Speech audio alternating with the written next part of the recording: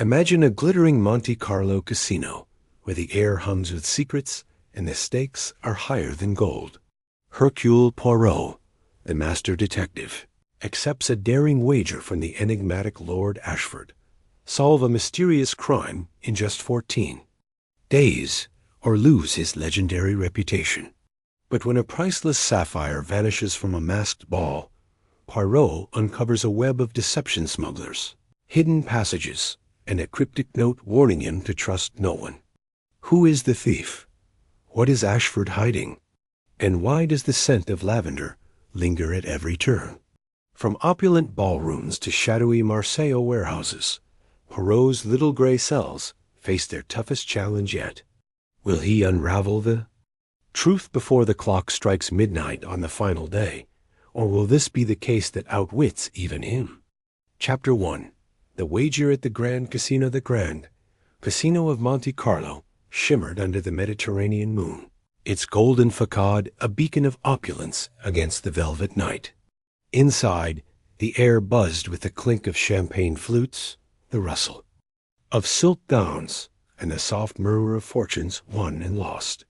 Hercule Poirot, the diminutive Belgian detective, with a mustache as precise as his mind, stood at the edge of the baccarat table, his sharp eyes scanning the room.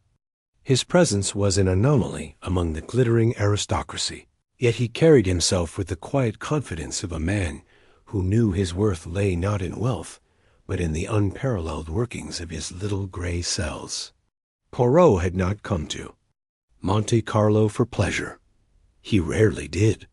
The invitation had arrived a week prior, penned in elegant script on cream vellum, bearing the crest of Lord Reginald Ashford, a British aristocrat known for his eccentricity and vast estate.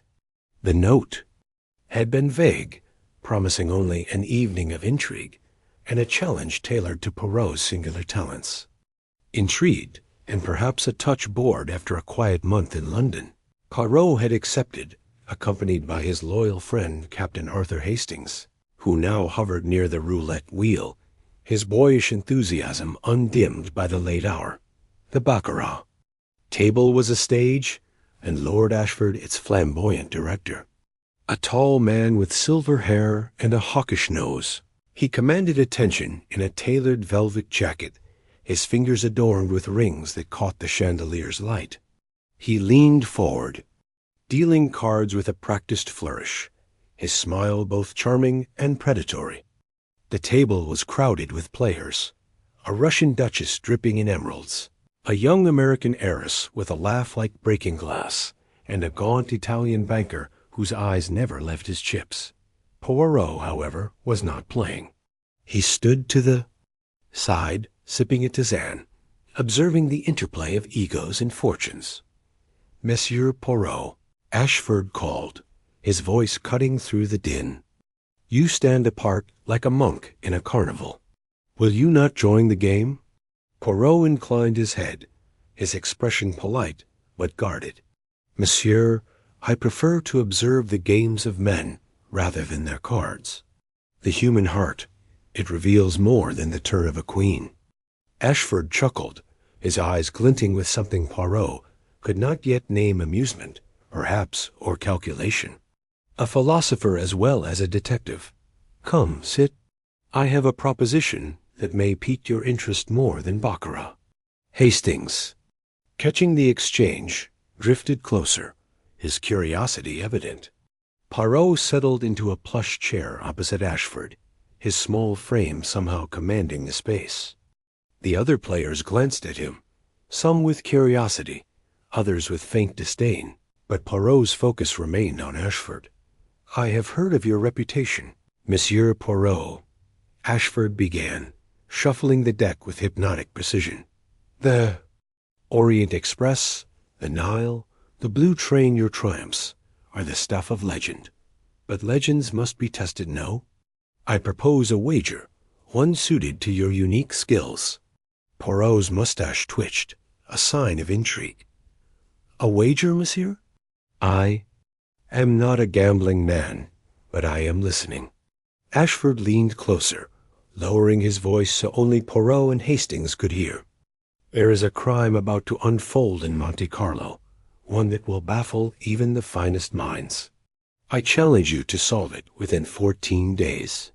If you succeed, I will surrender a treasure of my family, a relic worth more than all the chips on this table combined. If you fail—" He paused, his smile widening. "Well, let us say your reputation may not shine so brightly." Hastings bristled, his loyalty flaring. "That's hardly fair, Ashford. Poirot solved cases that would make your head spin. What's this treasure, anyway?" Ashford's eyes flicked to Hastings, then back to Poirot. "The Ashford diadem, a crown of gold and sapphires worn by my ancestors during the Crusades. It is priceless, not merely for its jewels, but for its history. Do you accept, Monsieur Poirot?" Poirot's fingers steepled beneath his chin, his mind already turning. The challenge was audacious, the stakes extraordinary. Yet something in Ashford's tone, a faint edge of mockery, suggested more than a simple test. Was this a game or a trap? Poirot's instinct, honed by years of unraveling human deceit, whispered the latter. "I accept, Lord Ashford," Poirot said at last, his voice calm but firm. "But I must know the nature of this crime. A detective does not chase shadows." Ashford's smile was enigmatic. "The details will reveal themselves before the night is out. Let us say the game begins at midnight. Enjoy the casino, Monsieur Poirot. You will need your wits sharp." The table resumed its play, but Poirot's mind was elsewhere. He excused himself, motioning for Hastings to follow. They stepped onto a balcony overlooking the sea, where the air was cool and scented with salt. The stars above were sharp, like the questions forming in Poirot's mind. "What do you make of it, Poirot?" Hastings asked, lighting a cigarette. "Ashford's up to something, isn't he? That diadem business sounds like a tall tale to me." Poirot's eyes narrowed as he gazed at the horizon. "Lord Ashford is a man who plays many games, Hastings. He speaks of a crime, yet offers no details. This is not a wager. It is a performance. We must watch him closely, and the others too. The casino is a stage, and every player hides a motive." They returned to the gaming floor, where the night was reaching a fever pitch. The Duchess was now at the roulette wheel, her laughter brittle as she lost another stack of chips. The American heiress danced with a dashing officer, her diamond earrings flashing.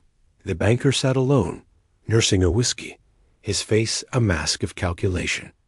Poirot noted each detail, their postures, their glances, the way Ashford moved among them, like a conductor of an unseen orchestra dot. As the clock neared 11, a commotion erupted near the ballroom. A woman's scream pierced the air, followed by a flurry of voices. Poirot and Hastings hurried toward the sound, weaving through a crowd gathering at the ballroom's entrance. Inside, the scene was chaos. A crystal chandelier flickered, casting jagged shadows over a masked ball in progress. Guests in elaborate costumes, harlequins, queens, and knights milled about. Their faces hidden behind silk and feathers. At the center stood Lady Evelyn Ashford, Lord Ashford's niece, her golden mask askew. Her gown, a cascade of sapphire blue. Silk trembled as she clutched her throat. "It's gone," she cried, her voice breaking. "My necklace, the Ashford sapphire, it's been stolen." A crowd gasped, and Poirot's eyes sharpened. The Ashford sapphire was no mere trinket. It was a legendary gem, a twin to those in the diadem Ashford had wagered. Its theft, on the very night of the challenge, was no coincidence. Poirot stepped forward, his presence calming the room like a lighthouse in a storm. "Madame, calm yourself," he said, his voice steady. "Tell Poirot exactly what has happened." Lady Evelyn, pale but composed under Poirot's gaze, explained. The necklace, a single sapphire the size of a quail's egg set in platinum, had been around her neck during the ball. She had danced, sipped champagne, and mingled never leaving. The ballroom. Yet moments ago, she reached for the gem and found it gone, the clasp unbroken but empty. Poirot's mind raced. A theft in a crowded room with no one noticing? It was audacious, precise, and deeply personal. He turned to the crowd, his voice cutting through their murmurs. Mesdames et messieurs, no one is to leave this room. A crime has been committed, and Hercule Poirot will uncover the truth. Hastings leaned close, whispering, "This must be Ashford's game, eh? He's testing you already." "Perhaps," Poirot murmured, his eyes scanning the masked faces. "But a game with such stakes is never simple. We must examine the scene, Hastings, and quickly." The ballroom was sealed, its heavy doors guarded by casino staff. Poirot moved to the spot where Lady Evelyn had stood, his movements deliberate.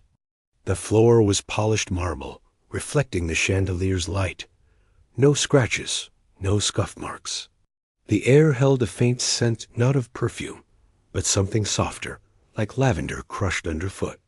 Poirot knelt, his fingers brushing the floor, then paused. A single sequin, no larger than a pinhead, glinted in the light. He pocketed it, his expression unreadable. Lord Ashford appeared, his face a mask of concern. "Monsieur Poirot, this is a disaster. The sapphire is irreplaceable. Can you help my niece?"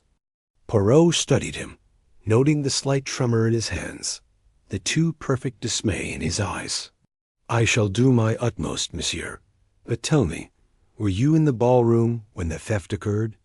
Ashford hesitated, then nodded. "I was near the bar, speaking with the Duchess. I saw nothing unusual." "Very well," Poirot said, his tone neutral. "I will need to speak with everyone present. And the room, it must remain untouched." As the guests were questioned, Poirot's mind worked like a finely tuned machine. The Duchess claimed to have been at the bar, as Ashford said, but her emerald bracelet was loose, as if recently adjusted. The American heiress, Miss Clara Beaumont, giggled nervously, insisting she'd been dancing all night.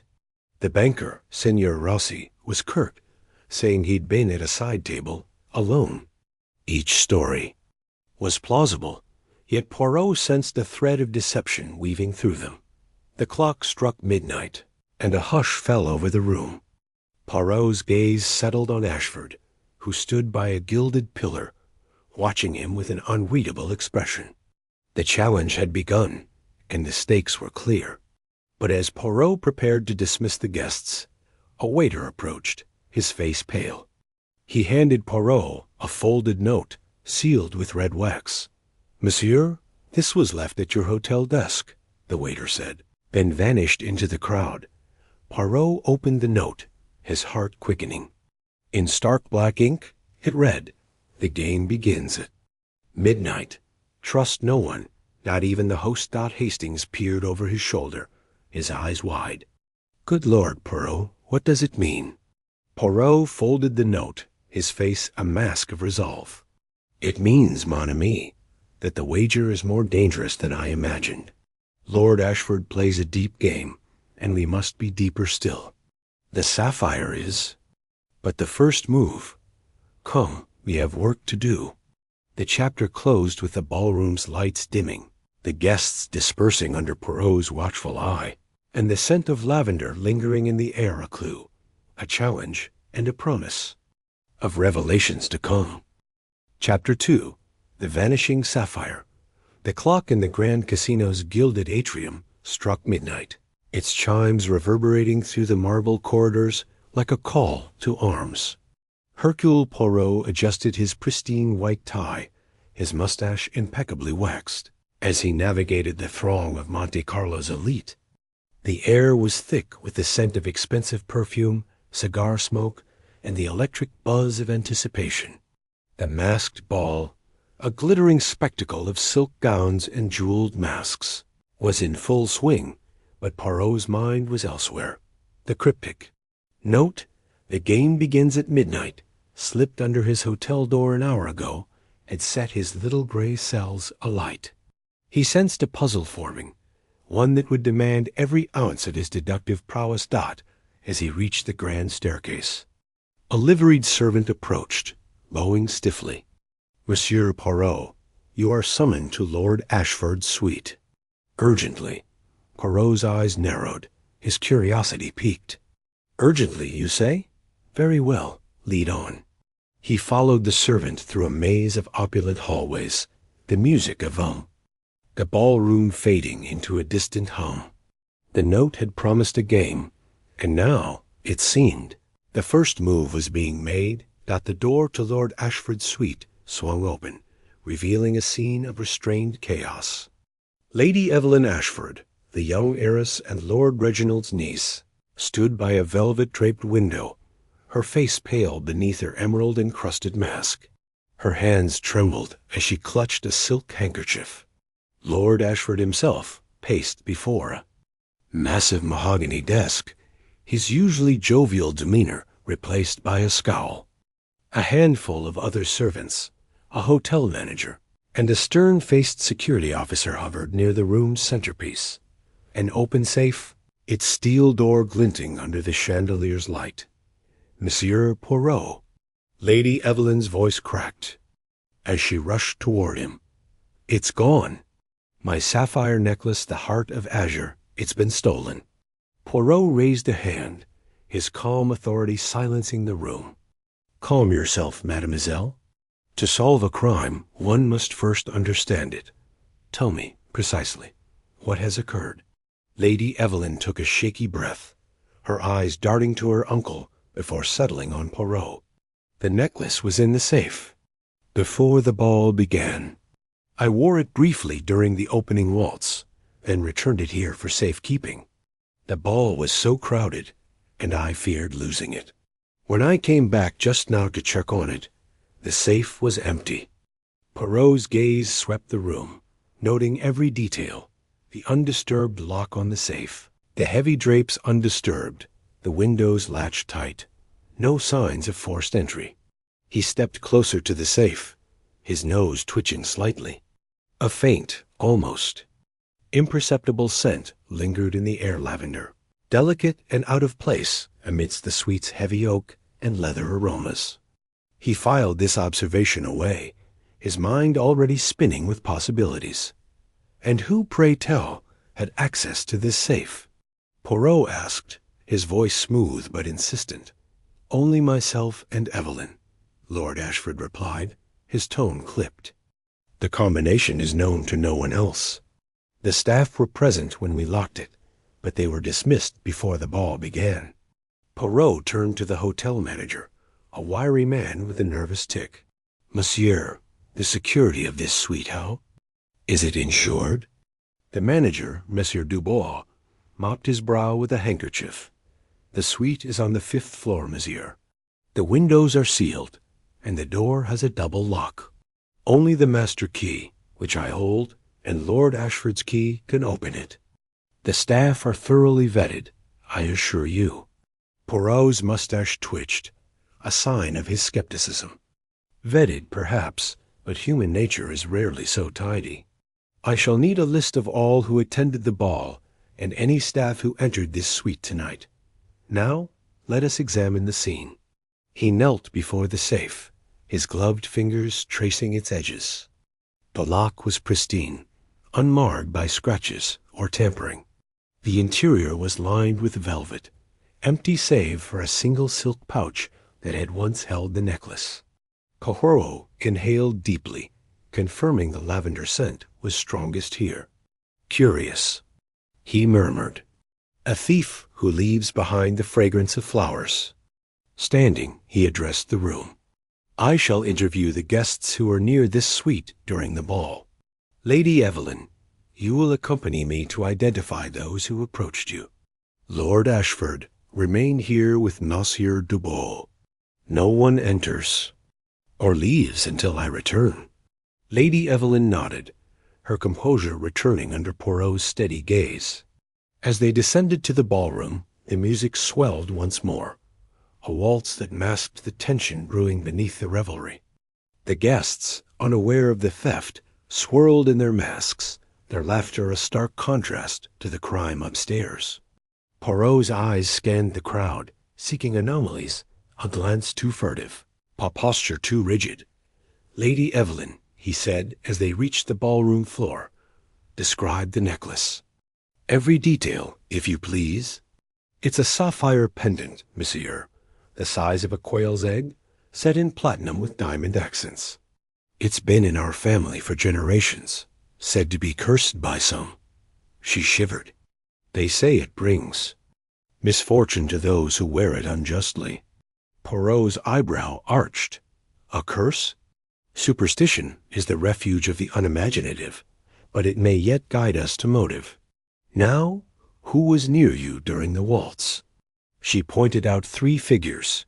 Victor Crane, a charming gambler with a roguish smile. Countess Irina Volkov, a disgraced Russian aristocrat with a penchant for scandal. And Pierre Dubois, Lord Ashford's valet, whose quiet demeanor belied a sharp intelligence. Poirot noted their positions in the crowd, each seemingly engrossed in the festivities. "Very well," he said. "We shall begin with Monsieur Crane." Victor Crane lounged against a marble pillar, a glass of champagne in hand. His mask, a sleek black affair, did little to hide his rakish charm. "Monsieur Poirot," he drawled as they approached, "to what do I owe the pleasure? Surely you're not here to dance." Poirot's smile was polite, but razor-sharp. "Monsieur Crane, I am told you were near Lady Evelyn during the waltz. Where were you between 11 and midnight?" Crane's eyes flickered, but his grin held. "Dancing, of course. I partnered with the lovely Countess Volkov for a spell, then mingled with the crowd. Ask anyone, they'll vouch for me." "Indeed, I shall," Poirot replied. "And did you notice anything unusual? A guest out of place, perhaps?" Crane shrugged, his nonchalance practiced. "It's a masked ball, Poirot. Everyone's out of place. But I did see that valet Pierre, is it? Skulking near the staircase. Looked like he was up to no good." Poirot's expression remained unreadable. "Merci, Monsieur Crane. We shall. Speak again." Next, they approached Countess Volkov, who stood alone by a buffet table, her crimson gown a stark contrast to her icy demeanor. Her mask, adorned with peacock feathers, framed eyes that glittered with defiance. "Monsieur Poirot," she said, her accent thick, "I have heard of your reputation. What do you want with me?" "Merely the truth, Countess," Poirot said. "Where were you when the clock struck 11? She laughed, a low, throaty sound. "Dancing, drinking, living. I was with Victor Crane for a time, then I wandered. This casino is a labyrinth of secrets, is it not?" "Perhaps," Poirot said. "And did you see Lady Evelyn's necklace?" "During the waltz?" The Countess's eyes narrowed. "I saw it sparkle on her neck, yes. A gaudy thing, begging to be stolen. But I am no thief, monsieur. My crimes are of a different nature." Poirot inclined his head. "We shall see, Countess. Your candor is appreciated." Finally, they sought Pierre, the valet, who was clearing glasses near the orchestra. His movements were precise, almost mechanical, but his eyes darted nervously. As Poirot approached, "Monsieur Dubois," Poirot began, noting the shared surname with the hotel manager, "you were seen near the staircase during the ball. What were you doing?" Pierre's hands froze, a glass nearly slipping from his grasp. I was tending to Lord Ashford's needs, monsieur. He asked for a fresh drink, so I went to the bar. I saw nothing of the necklace." Poirot's gaze was unrelenting. "And yet you were near the suite's entrance. Did you notice anyone suspicious?" Pierre hesitated, then shook his head. "No, monsieur. It was too crowded. I only did my duty." As Poirot and Lady Evelyn returned to the suite, his mind churned. 3 suspects, 3 alibis, each polished to a sheen yet riddled with cracks. The lavender scent nagged at him. a clue too distinct to ignore. Back in the suite, he examined the safe once more, his fingers brushing the velvet lining. The thief was here, he murmured, and they were careless. Lord Ashford, still. Pacing, demanded, "Well, Poirot, have you solved it yet?" Poirot's smile was enigmatic. "Patience, my lord. The crime is a puzzle, and I have only begun to assemble the pieces. But rest assured by morning I shall have narrowed the field." He turned to Lady Evelyn. "Mademoiselle, tell me of the guests. Who among them might covet your necklace?" She hesitated, then spoke softly. "Victor Crane, he's a gambler, always in debt. The Countess Irina, she's bitter about her lost fortune and envies ours. And Pierre, he's loyal, but I've seen him whispering with strangers. I don't know what to think." Poirot nodded, his mind racing. The lavender scent suggested a woman or someone clever enough to use it as misdirection. Crane's debts provided motive, but his charm could mask deeper cunning. The Countess's bitterness was palpable, yet her alibi with Crane was too convenient. And Pierre's nervousness hinted at secrets beyond mere theft. As the night deepened, Poirot requested access to the hotel's staff records and the guest list, cross-referencing names with known associates. He learned Crane had been seen with the notorious jewel fence in Nice the previous week. The Countess had a history of blackmail, her exile from Russia tied to a scandal involving stolen artifacts. Pierre, curiously, had no record before his employment. With Ashford, a blank slate that intrigued Poirot. By dawn, Poirot stood alone on the suite's balcony, the Mediterranean glittering below. The lavender scent, the sealed room, the alibis, they formed a tapestry of deception. He resolved to set a trap at the next evening's gala, using the thief's own greed against them. "A game," he whispered to the rising sun, "is only beginning." The next evening, the casino buzzed with anticipation for the gala, a charity auction that drew Monte Carlo's wealthiest. Poirot, dressed in a tailored tuxedo, mingled with the crowd, his eyes never straying far from his suspects. Lady Evelyn, at his side, wore a decoy necklace, a convincing replica of the Heart of Azure. "If the thief is here," Poirot murmured, "they will not resist the bait." The auction began, the auctioneer's voice booming as jewels and artworks changed hands. Poirot had arranged for a newly discovered sapphire brooch to be added to the catalog, its description eerily similar to the stolen necklace. He watched. Crane, Volkov, and Pierre, each positioned strategically in the crowd. Crane's fingers twitched as the brooch was displayed. Volkov's lips curled in a faint smirk. Pierre's gaze darted to the exit's dot as the bidding reached a fever pitch. Poirot signaled the auctioneer to pause. "Ladies and gentlemen," he announced, stepping onto the stage, "a moment, if you please. This brooch, so exquisite, is but a test. The true sapphire, I believe, is still among us." A murmur rippled through the crowd. Poirot's eyes locked onto Crane, who shifted uncomfortably. "Monsieur Crane, perhaps you would care to explain why you visited a jewel fence in Nice last week?" Crane's smile faltered. "I don't know what you're talking about, Poirot. I'm here for the fun, not trouble."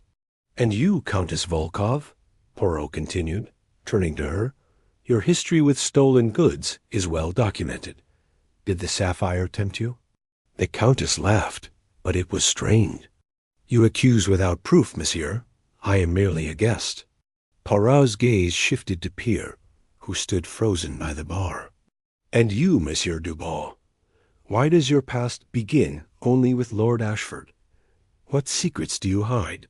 Before Pierre could respond, a commotion erupted near the stage. A figure in a hooded cloak darted toward the brooch's display, only to find it guarded by hotel security. The figure fled, disappearing into the crowd, but not before dropping a single item. Cufflink engraved with a serpent. Poirot retrieved it, his eyes gleaming. "The serpent," he said softly, a symbol of cunning. And I suspect of our thief. He turned to Lady Evelyn. The trap has sprung, but the prey escapes for now. Tomorrow we shall follow the serpent's trail. As the gala continued, Poirot's mind was already elsewhere, piecing together the puzzle. The lavender scent, the cufflink, the alibis, they pointed to a deeper conspiracy, one that reached beyond the casino's gilded walls. The game, as the note had promised, had truly begun. Chapter 3.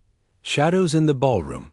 The Grand Casino in Monte Carlo shimmered under the Mediterranean moon, its chandeliers casting a kaleidoscope of light across the polished marble floors. Hercule Poirot stood at the edge of the grand ballroom, his sharp eyes scanning the swirl of masked revelers. The air was thick with the scent of perfume, cigar smoke, and the faint tongue of anticipation. The masked ball, a spectacle of opulence, had been the stage for the theft of Lady Evelyn's sapphire necklace, and now, less than a day later, Poirot was determined to unravel the threads of deception woven into the night's festivities. His mind, a finely tuned instrument, buzzed with the details of the case. The sapphire, a gem of breathtaking clarity, had vanished from a sealed safe in Lord Ashford's suite during the ball. No windows had been breached, no locks tampered with, and yet the necklace was gone, leaving only the elusive scent of lavender. As a clue, Poirot's little gray cells churned, piecing together the puzzle. The crime was no mere opportunist's grab. It was a calculated act, executed with precision and audacity. To solve it, he needed to reconstruct the evening, to see through the masks, both literal and figurative, that cloaked the truth. Poirot adjusted his bow tie, his impeccable attire a stark contrast to the flamboyant costumes around him. His own mask, a simple black domino, did little to obscure his distinctive mustache, which twitched slightly as he observed the crowd. The ball had been a masquerade of Venetian splendor, with guests draped in silks and velvets, their faces hidden behind ornate masks of gold, silver, and feathers. It was the perfect setting for a thief to move unnoticed, but Poirot knew that. Even the cleverest criminal left traces. His task was to find them. He began by retracing the timeline of the evening, piecing together fragments of conversations he'd overheard and observations he'd made while mingling among the guests. The ball had begun at 9, with champagne flowing and a string quartet filling the air with Vivaldi. By 11, Lady Evelyn had been seen dancing with a tall man in a harlequin mask, her sapphire necklace glinting under the chandeliers. By midnight, she had returned to Ashford's suite to check on the jewel, only to find the safe empty. The window of opportunity was narrow, and the list of suspects was tantalizingly short.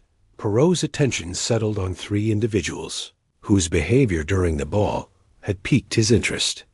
The first was Victor Crane, a charming gambler with a reputation for high stakes and higher debts. His easy smile and quick wit had made him a favorite among the casino's elite, but Poirot had noticed his eyes lingering on Lady Evelyn's necklace during a waltz. The second was Countess Irina Volskaya, a Russian émigré whose title was as dubious as her past. Her aloof demeanor and sharp glances suggested a woman with secrets. The third was Pierre Dubois, Lord Ashford's valet, a quiet man who's unassuming. Presence belied a nervous energy Poirot had detected when he'd served drinks at the ball. Each suspect's alibi was, on the surface, airtight. Crane claimed to have been at the baccarat table from 10 until well past midnight, a fact corroborated by the croupier. The Countess insisted she had spent the evening in the casino's private lounge, sipping vodka with a diplomat from Paris. Pierre swore he had been tending to Ashford's guests, never leaving the ballroom. Yet Poirot's intuition told him that one or more of them was lying. The truth lay in the details, and he intended to find it. He moved toward the ballroom's northern wall, where a massive gilt-framed mirror dominated the space. It was.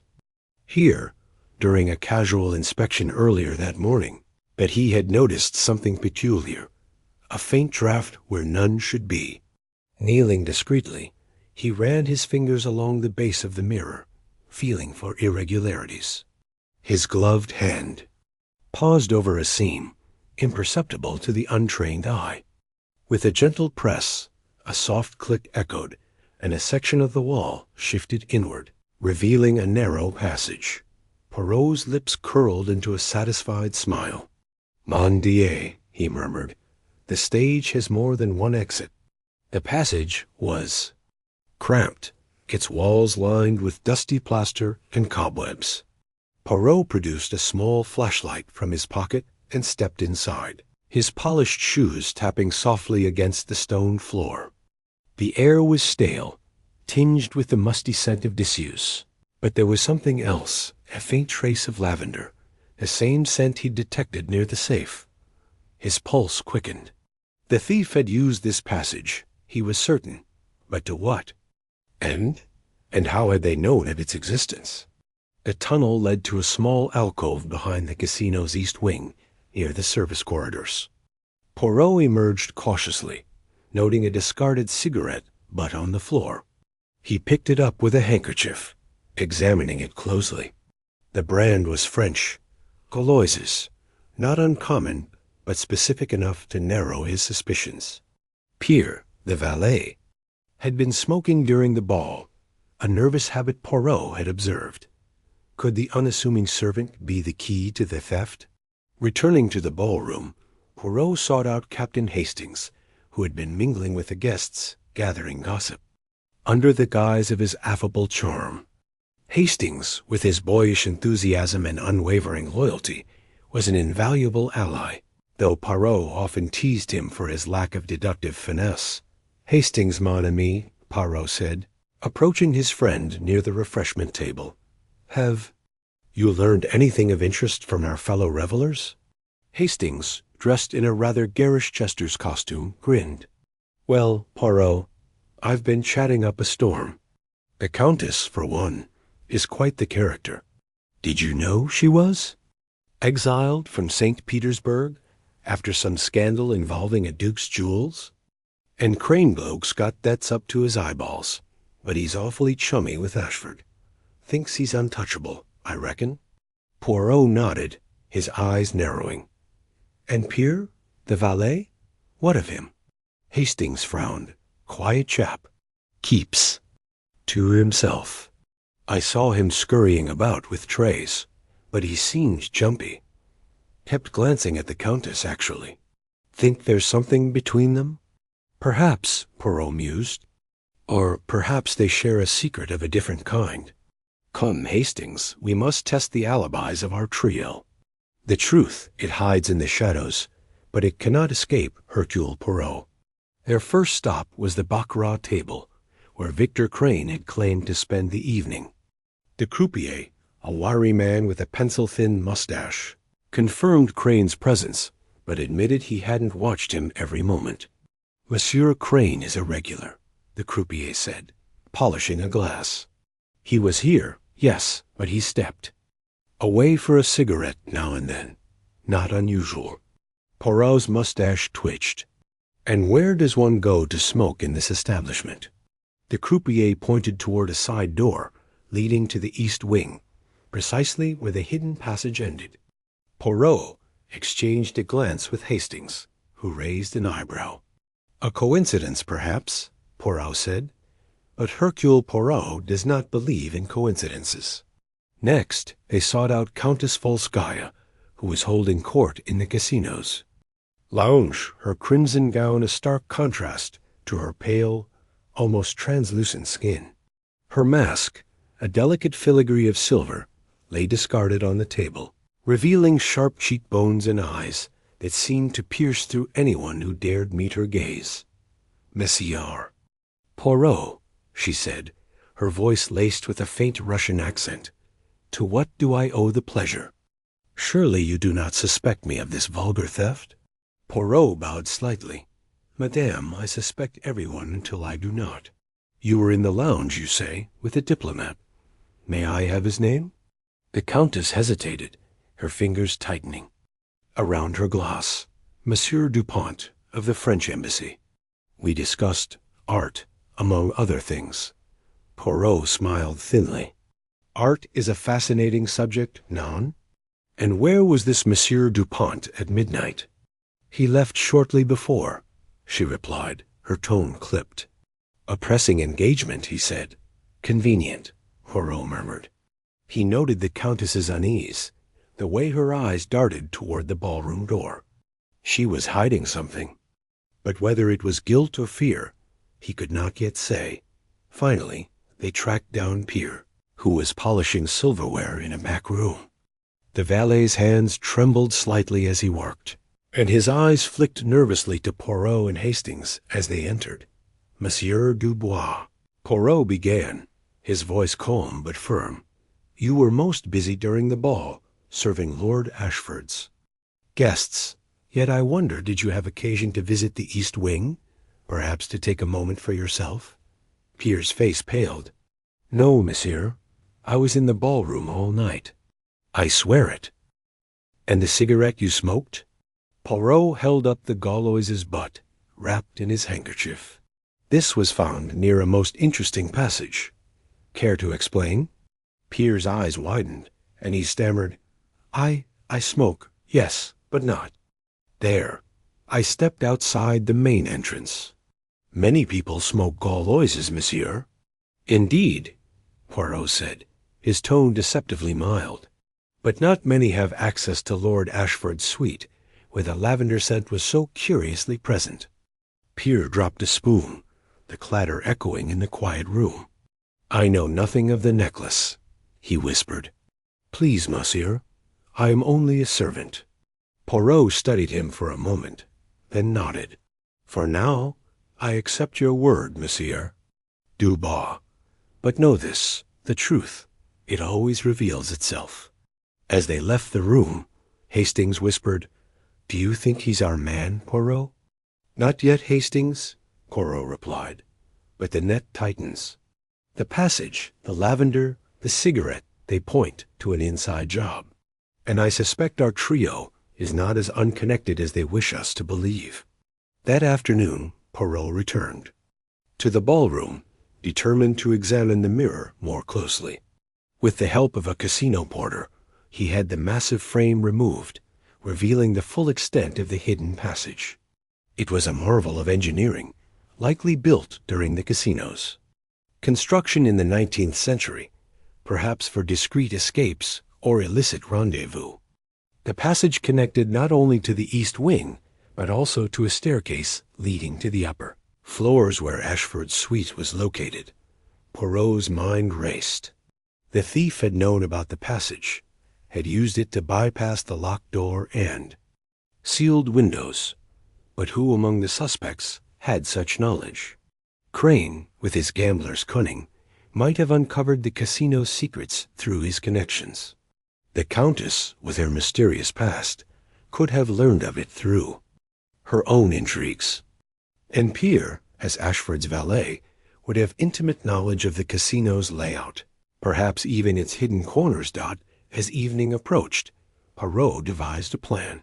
The casino was hosting another gala that night, a charity auction to benefit a local orphanage. It was the perfect opportunity to test his suspects. If the thief was bold enough to strike during the ball, they might be tempted to act again, especially if provoked. Hastings, Poirot said, his eyes gleaming, we shall set a trap. Tonight, we will announce that a rare diamond, even more valuable than the sapphire, is to be displayed at the auction.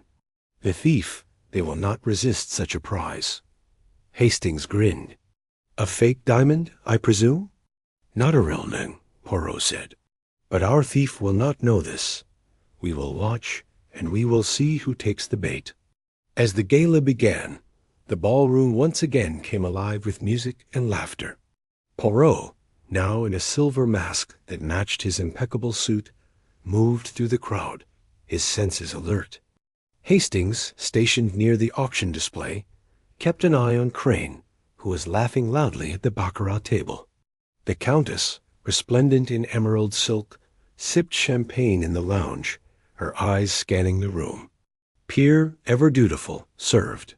Drinks, his movements precise, but nervous dot at 10 o'clock. The auctioneer announced the diamond, a glittering facsimile that sparkled under the lights.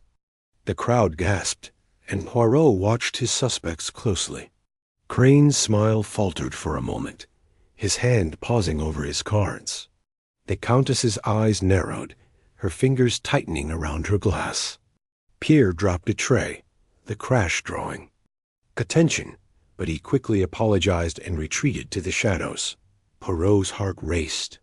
The trap was set, but the night was young. The thief, he knew, was watching, waiting for their moment.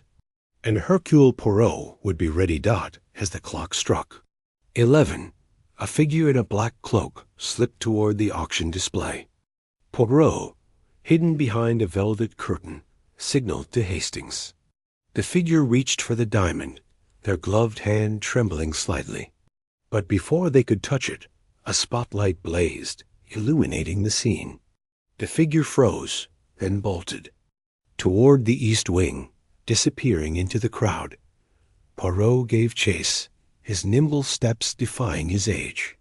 Hastings followed, shouting for the casino guards. The figure vanished into the service corridors, but Poirot's sharp eyes caught a glint of metal on the floor, a cufflink engraved with a serpent. His mind flashed to Victor Crane, whose cufflinks had caught his attention during the ball. The gambler was involved, but was he the mastermind or merely a pawn? The chapter closed with Poirot standing in the empty corridor, the cufflink in his hand, his mind ablaze with possibilities. The trap had failed to catch the thief, but it had revealed something crucial. The serpent was stirring, and Poirot was closer to its lair than ever before. Tomorrow, he vowed, he would dig deeper, unravel the secrets of Crane, the Countess, and Pierre, and bring the Sapphire's thief to justice. Chapter 4. The Midnight Gambit. The Grand Casino of Monte Carlo shimmered under the Mediterranean moon, its golden facade reflecting the restless energy of the night. Inside, the air was thick with the clink of glasses, the murmur of high stakes, bets, and the rustle of silk gowns. Hercule Poirot, impeccable in his tailored evening suit, stood at the edge of the grand ballroom, his sharp eyes scanning the crowd.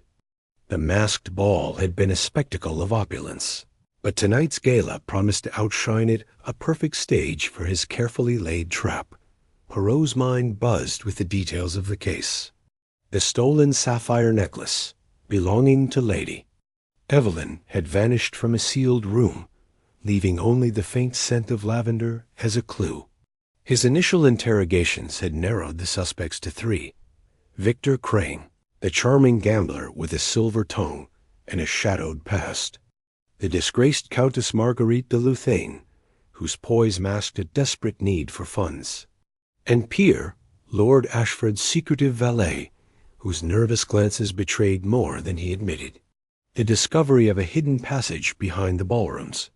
Mirror had confirmed Poirot's suspicion of an inside job, but the thief's identity remained elusive. Tonight, Poirot had devised a gambit to flesh out the culprit. The casino's manager, Monsieur Duval, had agreed to stage a mock auction of a rare emerald brooch, rumored to rival the missing sapphire in value. The bait was irresistible, a jewel glittering in the open, ripe for the taking. Poirot had ensured. The event was whispered about in every salon and gaming room, certain the thief would be unable to resist. His plan was simple yet audacious. Catch the culprit in the act and unravel the web of deceit surrounding the sapphire's disappearance dot as the orchestra struck up a lively waltz. Poirot adjusted his bow tie and moved through the crowd, his small, precise steps blending seamlessly with the swirl of dancers. The ballroom was a kaleidoscope of masked faces, each guest cloaked in anonymity. Venetian masks adorned with feathers and jewels concealed identities, but Poirot's keen observation pierced through the disguises. He noted the way Victor Crane leaned too close to a baroness, his laughter a touch too loud, his eyes darting toward the auction dais. The Countess de Luthain glided past, her black lace mask accentuating her sharp cheekbones, her gloved hand clutching a champagne flute with a grip that suggested more than casual interest. Pierre, meanwhile, hovered near the staff entrance, his plain black mask doing little to hide his anxious fidgeting. Monsieur Poirot, a voice purred, interrupting his thoughts. It was Lady Evelyn, her sapphire blue gown a deliberate nod to her stolen treasure. Her mask, studded with tiny pearls, framed eyes that sparkled with curiosity. You seem preoccupied. Is the great detective already unraveling the mystery? Poirot offered a polite smile, his mustache twitching. Madame, the mind of Poirot is always at work, but tonight it dances as well. The solution, it is near, but it requires a certain finesse. Lady Evelyn laughed, a sound like crystal. I trust your finesse, monsieur. But tell me, what is this auction I hear of? An emerald brooch? Surely you don't think the thief will strike again so soon? Perhaps, madame, Poirot replied, his tone enigmatic. The heart of a thief is predictable in its greed. We shall see. As Lady Evelyn drifted back into the crowd, Poirot's gaze settled on the auction dais, where Monsieur Duval was unveiling the emerald brooch. The jewel gleamed under the chandelier's light, its deep green facets casting hypnotic reflections. The crowd murmured in awe, and Poirot noted the subtle shifts in posture among his suspects. Crane's hand slipped into his pocket, perhaps clutching a hidden tool. The Countess's eyes narrowed, her lips parting slightly. Pierre's fingers twitched, as if resisting the urge to move closer. The auction began, with Duval's voice booming over the chatter. Ladies and gentlemen, behold the Etoile Verte, a masterpiece of craftsmanship, valued at £50,000. Bidding will commence shortly, but first, let us admire its beauty. Poirot had positioned himself near a marble pillar, offering a clear view of the dais and the exits. Captain Hastings, his loyal friend, stood by the staff entrance, his broad frame unobtrusive yet alert. Hastings had grumbled about playing watchdog, but Poirot had insisted his presence was vital. Mon ami, Poirot had said earlier, your eyes are my second pair, and tonight we need all the eyes we can muster. As the bidding started, Poirot's senses sharpened. The room pulsed with anticipation, but his focus was on the shadows, the subtle movements that betrayed intent. He noticed a figure in a hooded cloak near the dais, their face obscured by a plain black mask. The figure moved with purpose, slipping behind a velvet curtain that flanked the auction platform. Poirot's heart quickened. The thief takes the bait. He signaled to Hastings with a slight nod, then glided toward the curtain, his movements as silent as a cat's. The figure was tampering with the display case, their gloved hands deftly probing the lock. Poirot stepped closer, his cane tapping lightly on the floor to announce his presence. The figure froze, then bolted, shoving aside a waiter and vanishing into the throng of dancers. Apres Louis, Poirot called to Hastings, who sprang into action, weaving through the crowd. Poirot followed, his mind racing. The thief was fast, but the casino's layout was finite. They would head for an exit, likely the service corridor near the kitchens, which led to the back alleys. The chase was brief but chaotic. Hastings barreled through startled guests, his apologies drowned by the music. Poirot, despite his shorter stature, kept pace, his eyes locked on the cloaked figure. They darted through a side door, and Poirot heard the clatter of something falling. Metallic glint caught his eye. He paused to retrieve it, a cufflink engraved with a coiled serpent. His lips curved into a satisfied smile. A clue. At last. The figure escaped into the night, the alley door slamming shut behind them. Hastings, panting, caught up to Poirot. Lost him, I'm afraid. Blighter was too quick. Did you see who it was? Poirot held up the cufflink, its silver surface glinting in the dim light. Not yet, mon ami, but this tells us much. Come, we return to the ballroom. The night is not yet over. Back inside, the gala continued as if nothing had happened, though whispers of a disturbance rippled through the crowd. Poirot sought out Victor Crane, who was now at the baccarat table, his charm undimmed despite the faint sheen of sweat on his brow. Poirot approached, the cufflink concealed in his palm. Monsieur Crane, Poirot said, his voice smooth but laced with steel. A most intriguing evening, non? The étoile verte, it seems, attracts many admirers. Crane flashed a roguish grin, his green eyes glinting behind his mask. Indeed, Poirot. A pity the auction was interrupted. I was considering a bid myself. Vraiment? Poirot's tone was deceptively light. He opened his hand, revealing the cufflink. Perhaps you dropped this in your enthusiasm? Crane's smile faltered, his gaze locking onto the serpent engraving. For a moment, his composure cracked, but he recovered quickly. Not mine, I'm afraid. Serpents aren't my style. Perhaps you should ask the valet Pierre. Is it? He's always skulking about. Poirot's eyes narrowed. A suggestion most interesting, monsieur. But tell me, you and Lord Ashford, you have history, non? A grudge, perhaps? Crane's jaw tightened, but his voice remained casual. Ashford? He's a pompous fool who thinks his title makes him untouchable. We've crossed paths at the tables, that's all. He owes me a few pounds, but nothing worth stealing a sapphire over. Poirot nodded, his expression unreadable. Merci, monsieur. Crane, we shall speak again.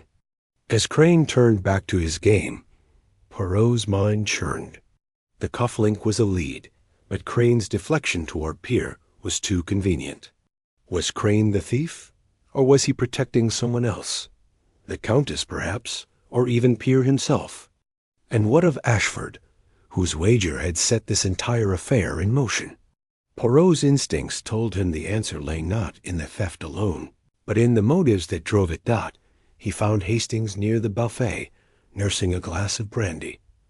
Well, Poirot, that was a bit of a lark, wasn't it? Think that cufflink's enough to pin it on Crane? Poirot shook his head. Non, Hastings. The cufflink is a thread, but the tapestry is far larger. Crane knows more than he says, and his mention of Pierre is no accident. We must dig deeper into Crane's past, into his connections.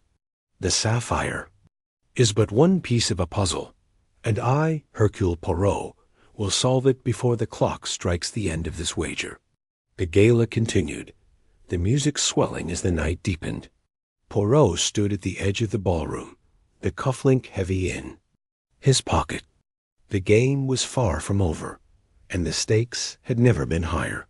Tomorrow, he would unravel the secrets of Victor Crane, and perhaps, in doing so, uncover the truth behind the vanishing sapphire. The next morning, Poirot sat in his hotel suite, a steaming cup of tisane at his elbow.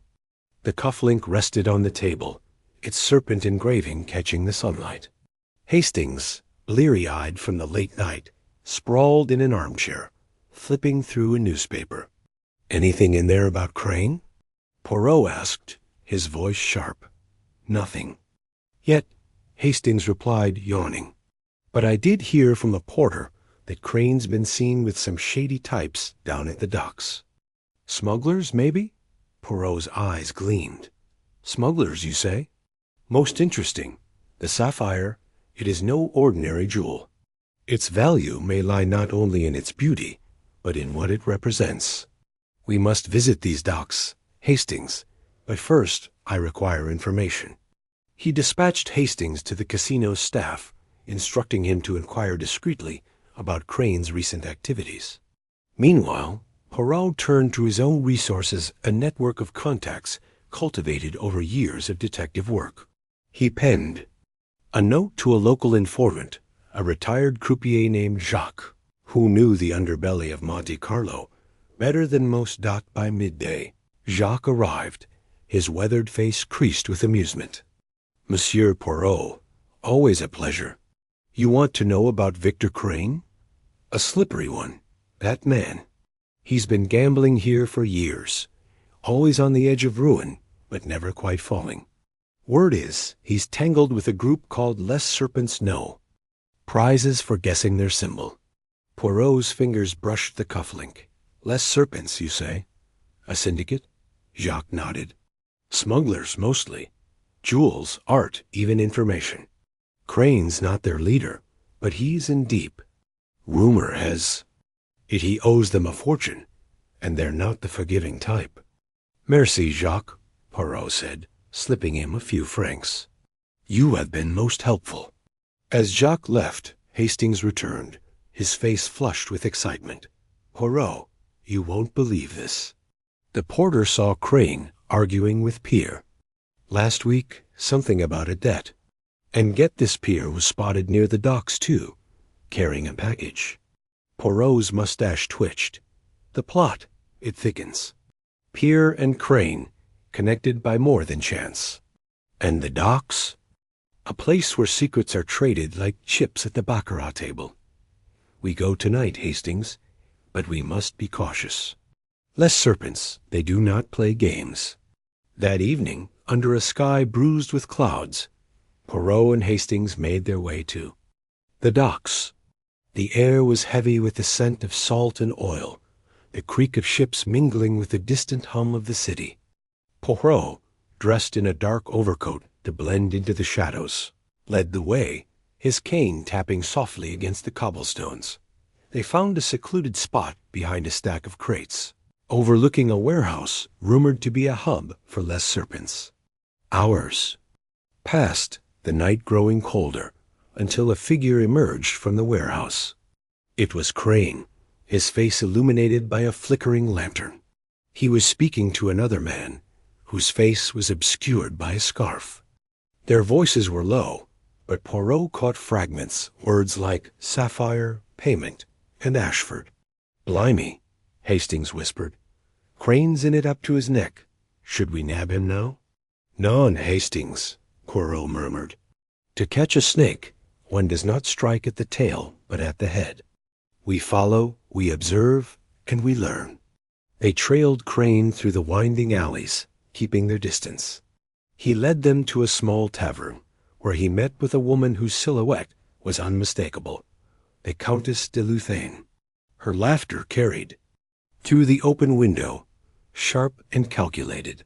Poirot's eyes narrowed. The Countess, she plays her own game. But what is her stake in this? Before they could eavesdrop further, a shout rang out. A group of rough-looking men emerged from the tavern, their eyes scanning the street. Poirot pulled Hastings into a doorway, his heart pounding. The men passed, their footsteps fading, but the encounter left Poirot certain of one thing: the sapphires. Theft was no simple crime. It was a thread in a larger tapestry, one woven with greed, betrayal, and secrets that reached beyond the glittering halls of the Grand Casino d'At. As they returned to the hotel, Poirot's mind was alight with possibilities. The cufflink, the docks, the Countess's laughter, they were pieces of a puzzle, and he was determined to fit them together. "Tomorrow, Hastings," he said, his voice firm, "we dig into Crane's past. His secrets will lead us to the sapphire and perhaps to the heart of this wager." The night closed around them, the Mediterranean breeze carrying the promise of revelations yet to come. Poirot, ever the master of the game, was ready to make his next move. Chapter 5. Secrets of the Serpent. The Mediterranean sun dipped below the horizon, casting a golden sheen over Monte Carlo's glittering coastline. Hercule Poirot, immaculate in his tailored suit, stood on the balcony of his suite at the hotel. De Paris, his mustache twitching as he pondered the tangled web of clues surrounding the vanishing sapphire. The scent of lavender, the serpent-engraved cufflink, and the gambler Victor Crane's cryptic grudge against Lord Reginald Ashford swirled in his mind like a complex baccarat game. His little gray cells hummed with purpose, for Poirot knew the truth lay not in the obvious, but in the shadows cast by deception. Inside, Captain Arthur Hastings lounged in an armchair, nursing a glass of cognac. "I say, Poirot, this Crane fellow seems a right scoundrel. That cufflink practically screams guilt, doesn't it?" Poirot turned, his eyes gleaming with that familiar spark of intellectual vigor. "Mon ami, a cufflink does not a thief make. It is a clue, oui, but a clue to what? A man's wardrobe? His carelessness? Or perhaps a deliberate misdirection? We must dig deeper, Hastings, into the serpentine paths of Monsieur Crane's past." The previous evening's gala had left Poirot with more questions than answers. Victor Crane, the charming gambler with a disarming smile and a penchant for high stakes, had denied tampering with the jewel display, but admitted to a personal vendetta against Ashford. His words, delivered with a venomous edge, echoed in Poirot's memory. "Ashford's not the saint he pretends to be. He ruined me once, and I'd wager he's ruined others." The accusation was vague, yet tantalizing, a thread Poirot intended to pull until the entire tapestry unraveled. Morning brought a brisk breeze and a renewed sense of purpose. Poirot, armed with a leather-bound notebook, set out for Monte Carlo's bustling Place du Casino. His destination was a discreet jeweler's shop, L'Eclat d'Or, rumored to be a hub for whispered secrets about the town's elite. If Crane's past held answers, this was the place to start. The shop's bell chimed as Poirot entered, his polished shoes clicking on the marble floor. Behind the counter stood Monsieur Laurent, a wiry man with a monocle and a nervous habit of polishing his spectacles. "Monsieur Poirot, what an honor," Laurent said, his voice a touch too eager. "How may I assist the great detective?" Poirot's smile was polite but piercing. "Monsieur Laurent, I seek information, not jewels. A certain Victor Crane, his name is known to you, perhaps." Laurent's fingers froze mid-polish. "Crane? A gambler? Yes? He's been in once or twice, but only to pawn trinkets. Nothing significant. Trinkets, you say?" Poirot's tone was deceptively casual. "And yet, I'm told you are a man who knows the origins of many a gem in Monte Carlo. Tell me, have you heard of a sapphire necklace recently vanished from Lord Ashford's suite?" The jeweler's monocle glinted as he leaned closer. "The Lady Evelyn's sapphire? Mon Dieu, the talk of the town. But I assure you, Monsieur Poirot, no such gem has crossed my counter, though—" He hesitated, glancing toward the shop's back room. "Though?" Poirot prompted, his voice as sharp as a rapier. Laurent lowered his voice to a conspiratorial whisper. "There are rumors, monsieur. Whispers of a syndicate and network of thieves who deal in stolen jewels. They say the sapphire may be one of many, part of a collection smuggled through Monte Carlo's underbelly. Crane, I've heard, once ran with such men before he turned to cards." Poirot's eyes narrowed. "A syndicate, you say? And where might one find these entrepreneurs of the night?" Laurent shook his head, his hands trembling slightly. "I only hear whispers, monsieur. But if you seek answers, try the Café de la Mer at dusk. It's where the shadows gather." Thanking the jeweler, Poirot stepped back into the sunlit square, his mind racing. A smuggling ring? It was a bold leap, but not implausible. The sapphire's theft executed, with surgical precision, no forced. Entry only the faint scent of lavender suggested professionals, not a lone opportunist like Crane. Yet Crane's cufflink and his grudge against Ashford pointed to a personal stake. Was he a pawn, a mastermind, or something else entirely? As Poirot strolled toward the café, Hastings caught up, his face flushed from a brisk walk. "Any luck, old chap?" "Luck, Hastings, is for those who lack method," Poirot replied, tapping his temple. We have a lightest syndicate, perhaps, with Crane as a former associate. Tonight, we observe at the Café de la Mer. The Café de la Mer, perched on a cliff overlooking the azure sea, its terrace alive with the clink of glasses and the murmur of wealthy patrons. As dusk settled, Poirot and Hastings took a table near the edge, half hidden by a potted palm. Poirot, ever the chameleon, adopted the air of a leisurely tourist, sipping an aperitif while his eyes scanned the crowd. There, he whispered, nodding toward a corner table where a man in a dark suit sat alone, his face obscured by a newspaper. Observe the way he watches the room, Hastings. Not a patron, but a sentinel. Before Hastings could respond, a familiar figure emerged from the cafe's interior, the disgraced Countess Irina Volkov, her crimson gown striking against the twilight. She glided toward a table where Ashford's valet, Pierre, sat nursing. A cigarette. Their heads bent close, their voices low but heated. "Good Lord, Poirot," Hastings muttered. "What's the Countess doing with the valet?" Poirot's mustache twitched. "A most interesting question, mon ami. Let us listen." With the stealth of a cat, Poirot maneuvered closer, using the crowd as cover. He caught fragments of their conversation, sharp and tense. "You promised me protection, Pierre." The Countess hissed.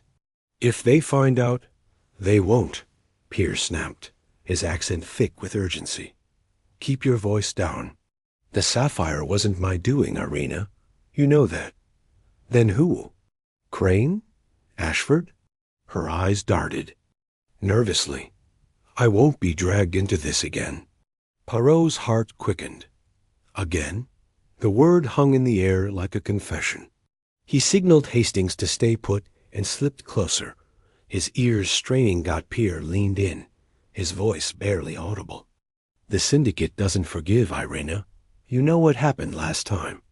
"If you talk, I won't," she whispered, her face pale. "But you owe me, brother." "Brother?" Poirot's mind reeled. The Countess and the valet siblings? This was no mere coincidence. The web was tightening, and Poirot sensed the sapphire was but a single thread in a larger tapestry of crime doubt as the Countess rose to leave. Poirot retreated to his table, his mind ablaze with possibilities. Hastings, wide-eyed, leaned forward. "Did I hear that right?" "Brother?" "Oui, Hastings," Poirot said, his voice low. "The Countess Irina and Pierre are bound by blood, and perhaps by secrets. This syndicate they speak of it is the key. We must learn more of their past, and of this last time Irina fears." The night deepened, and the cafe's lights cast long shadows across the terrace. Poirot's thoughts turned to Crane. If the gambler was once part of this syndicate, his grudge against Ashford might stem from a betrayal or a debt. But why? The sapphire? And why now? The answers lay in Crane's history, and Poirot resolved to uncover it. The next morning, Poirot enlisted the help of a local contact, Inspector Marcel Dubois of the Monaco police, a gruff but reliable man who owed Poirot a favor from a previous case. Over coffee at a quiet bistro, Poirot laid out his request. "Monsieur Dubois, I require access to any records on Victor Crane arrests, associations, anything that ties him to a smuggling operation." Dubois raised an eyebrow. "Crane's a slippery one, Poirot. He's been clean for years, but 5 years ago he was linked to a smuggling ring operating out of Marseille. Jewels mostly, but some art. They called themselves Les Serpents' Nasty Bunch. Crane was small fry, a courier, until he got out. Or so he claims." "Les Serpents," Poirot murmured, the serpent cufflink flashing in his mind. "And their leader? Never caught," Dubois said, shrugging. "They vanished after a big heist went wrong. Word is someone double-crossed them. Maybe Crane knows who." Poirot thanked Dubois and returned to his suite, where Hastings awaited with a stack of newspapers. "I've been digging, Poirot," Hastings said. pointing to a headline from 5 years prior. Marseille heist ends in chaos. The article detailed a botched robbery at a private auction, where a collection of jewels rumored to include a sapphire matching Lady Evelyn's disappeared. One thief was killed, another arrested, but the mastermind escaped. Mon Dieu, Poirot said, his eyes gleaming. The sapphire may be part of this lost collection. If Crane was involved, his presence here is no accident. And Ashford, why? Does he invite me to this game, knowing a crime is afoot? Hastings frowned. You think Ashford's in on it? I think, Hastings, that everyone is hiding something, Poirot replied. The Countess and Peer fear this syndicate. Crane seeks revenge. Ashford plays the host, yet his wager feels like a distraction. We must follow the serpent's trail. That afternoon, Poirot and Hastings visited the Monte Carlo library, poring over records of Les Serpents. The syndicate had operated across the Riviera, targeting high society events like the masked ball. Their signature was subtlety, no violence, only precision. The lavender scent, Poirot realized, might be their calling card, a detail overlooked by less meticulous minds. As evening approached, Poirot received an unexpected visitor. Victor Crane himself, his face pale and his hands unsteady. Monsieur Poirot, Crane said, closing the door behind him. I know you're sniffing around. I didn't take the sapphire, but I know who might have. Poirot raised an eyebrow, gesturing for Crane to sit. Speak, monsieur. The truth. If you please. Crane's eyes darted to the window. It's Les Serpents. They're back, and they're using the casino as their playground. I left them years ago, after Marseille. They wanted me dead for it. That cufflink? It's a warning. They planted it to frame me. And your grudge against Ashford? Poirot asked, his voice calm but unyielding. Crane's jaw tightened. He was their banker, Poirot. Ashford funded their operations, then cut me loose when I got too close to the truth. He's no victim in this. The accusation hung heavy in the room. If Ashford was tied to the syndicate, the wager itself was a ruse away to keep Poirot occupied while the real game played out. But why steal the sapphire? And why involve Lady Evelyn? Before Poirot could press further, a crash echoed from the hallway. Hastings leapt to the door, flinging it open to find a shattered vase and a fleeing figure disappearing around the corner. Crane bolted upright, his face ashen. They're watching us, he whispered. Poirot's mind raced. The syndicate was closing in, and Pierre's sudden absence from the casino that morning suggested he was either fleeing or in deeper than Poirot had realized. Hastings, Poirot said, his voice firm. We must find Pierre. He is the link between the Countess, the syndicate, and this mystery. They tracked Pierre's last known movements to a small boarding house near the port. The landlady, a stout woman with a penchant for gossip, confirmed Pierre had left in a hurry, clutching a small leather case. He looked scared, monsieur, she said. Kept muttering about a debt he couldn't pay. Poirot's heart sank. A debt to the syndicate? To Ashford? The pieces were falling into place, but the puzzle was far from complete. As they left the boarding house, Hastings spotted a crumpled paper in the alley. He retrieved it, revealing a coded message scrawled in hasty ink. Villa Nocturne, midnight. Bring the key. Poirot's eyes gleamed. The game, Hastings, it accelerates. This Villa Nocturne, it is our next move. But we must be cautious, for the serpent strikes in the dark. That night, under a moonless sky, Poirot and Hastings approached the abandoned Villa Nocturne, a crumbling estate on the outskirts of Monte Carlo. The air was thick with the scent of jasmine, but Poirot's nose twitched at a fainter trace lavender. The syndicate was near. Inside, the villa was a labyrinth of dust and shadows. Poirot's flashlight swept across faded tapestries and broken furniture, landing on a table where a single photograph lay torn in half. It showed Ashford, younger, arm in arm with a woman whose face was obscured. A chill ran through Poirot. Was this the death Peer feared? Was Ashford's past the key to the sapphire's theft? Before he could examine further, footsteps echoed from the hall. Poirot doused the light, pulling Hastings behind a curtain. Two figures entered, their voices low and urgent. "The broker won't wait," one said. "If Peer doesn't deliver, we're all dead." "The sapphire's still in play," the other replied. "Ashford's playing both sides, but Poirot's getting too close." The mention of his name sent a thrill through Poirot. He strained to see their faces, but the darkness concealed them. As they left, he pocketed the torn photograph, his mind racing. The syndicate, Ashford, Peer, the Countess all were entangled, and the sapphire was the prize. Back at the hotel, Poirot spread his notes across the table, the photograph at the center. "Hastings," he said, his voice steady but urgent. "The game is deeper than we imagined. Ashford's wager was no mere challenge. It is a mask for a greater crime. Tomorrow we confront the Countess. Her secrets, and those of her brother, will lead us to the truth." As the clock struck midnight, Poirot gazed out at the glittering lights of Monte Carlo, the city of chance and deception. The serpents.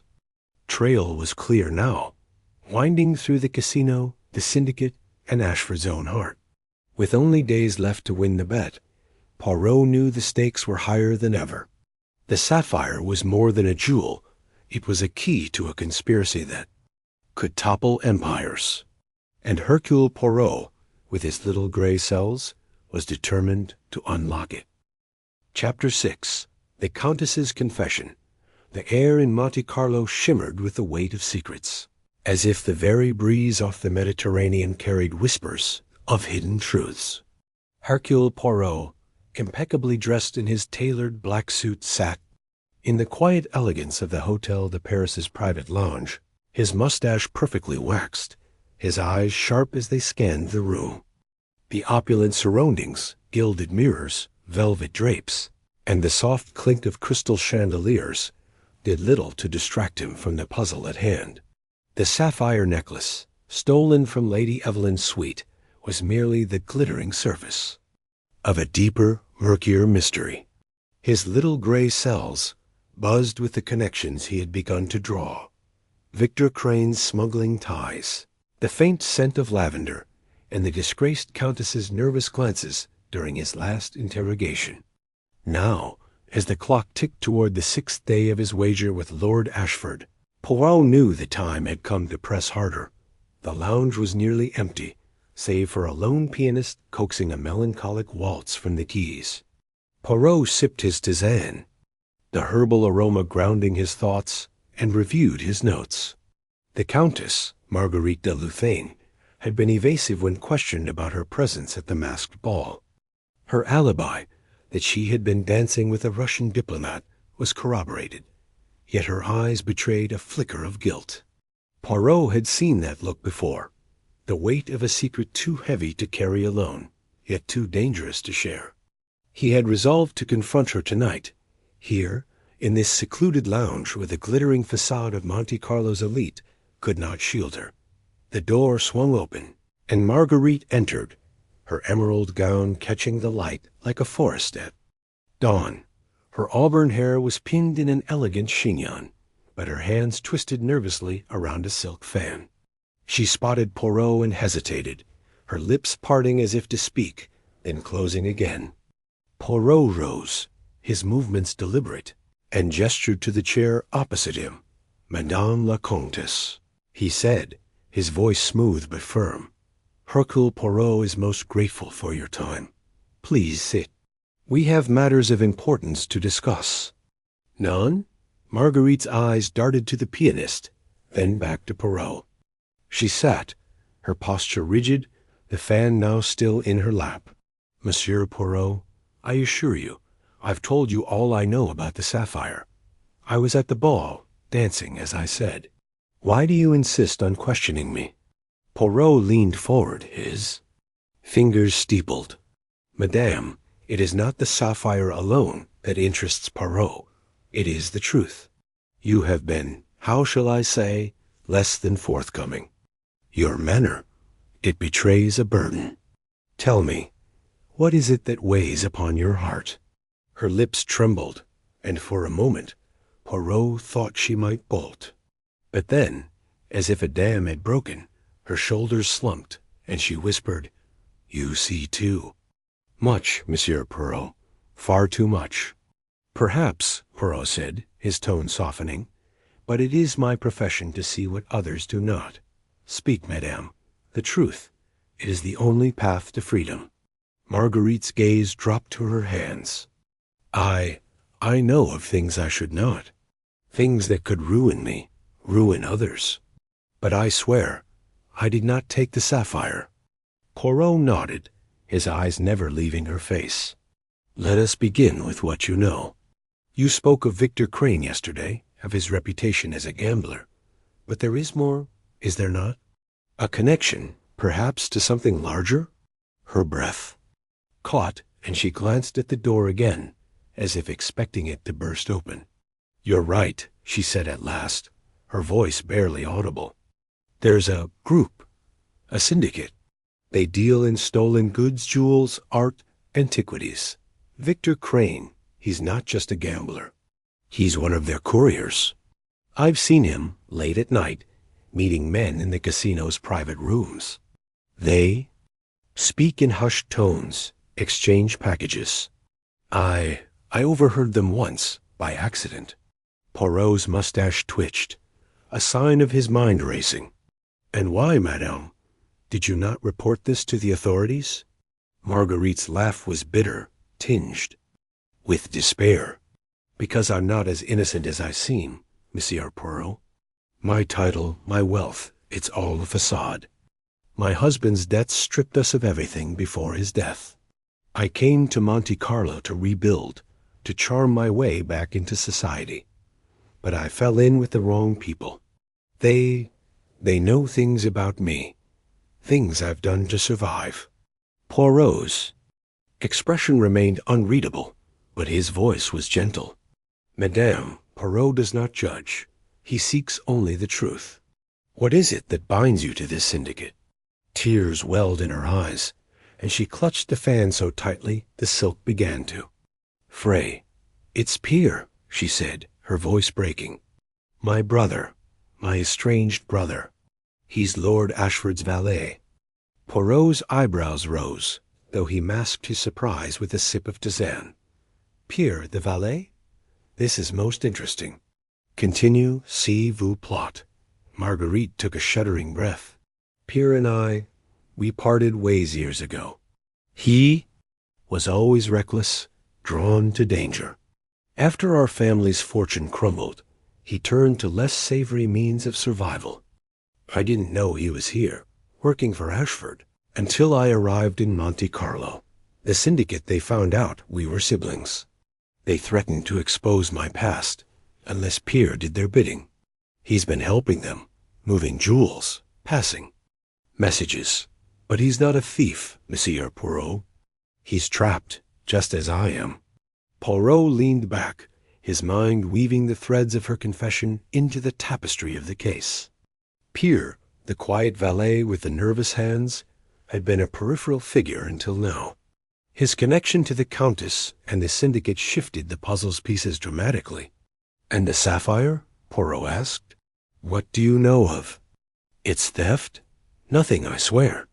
Marguerite's voice rose and fell as she glanced at the pianist, who seemed oblivious to their conversation. Pierre told me he saw nothing that night. He was in the servants' quarters during the ball. But I fear they may have forced him to help. If he's involved, it's because they threatened him or me. Poirot's eyes narrowed. And you believe Pierre is innocent of the theft itself? I do, she said, her voice firm despite her tears. He's made mistakes, but he's no mastermind. He's a pawn, Monsieur Poirot.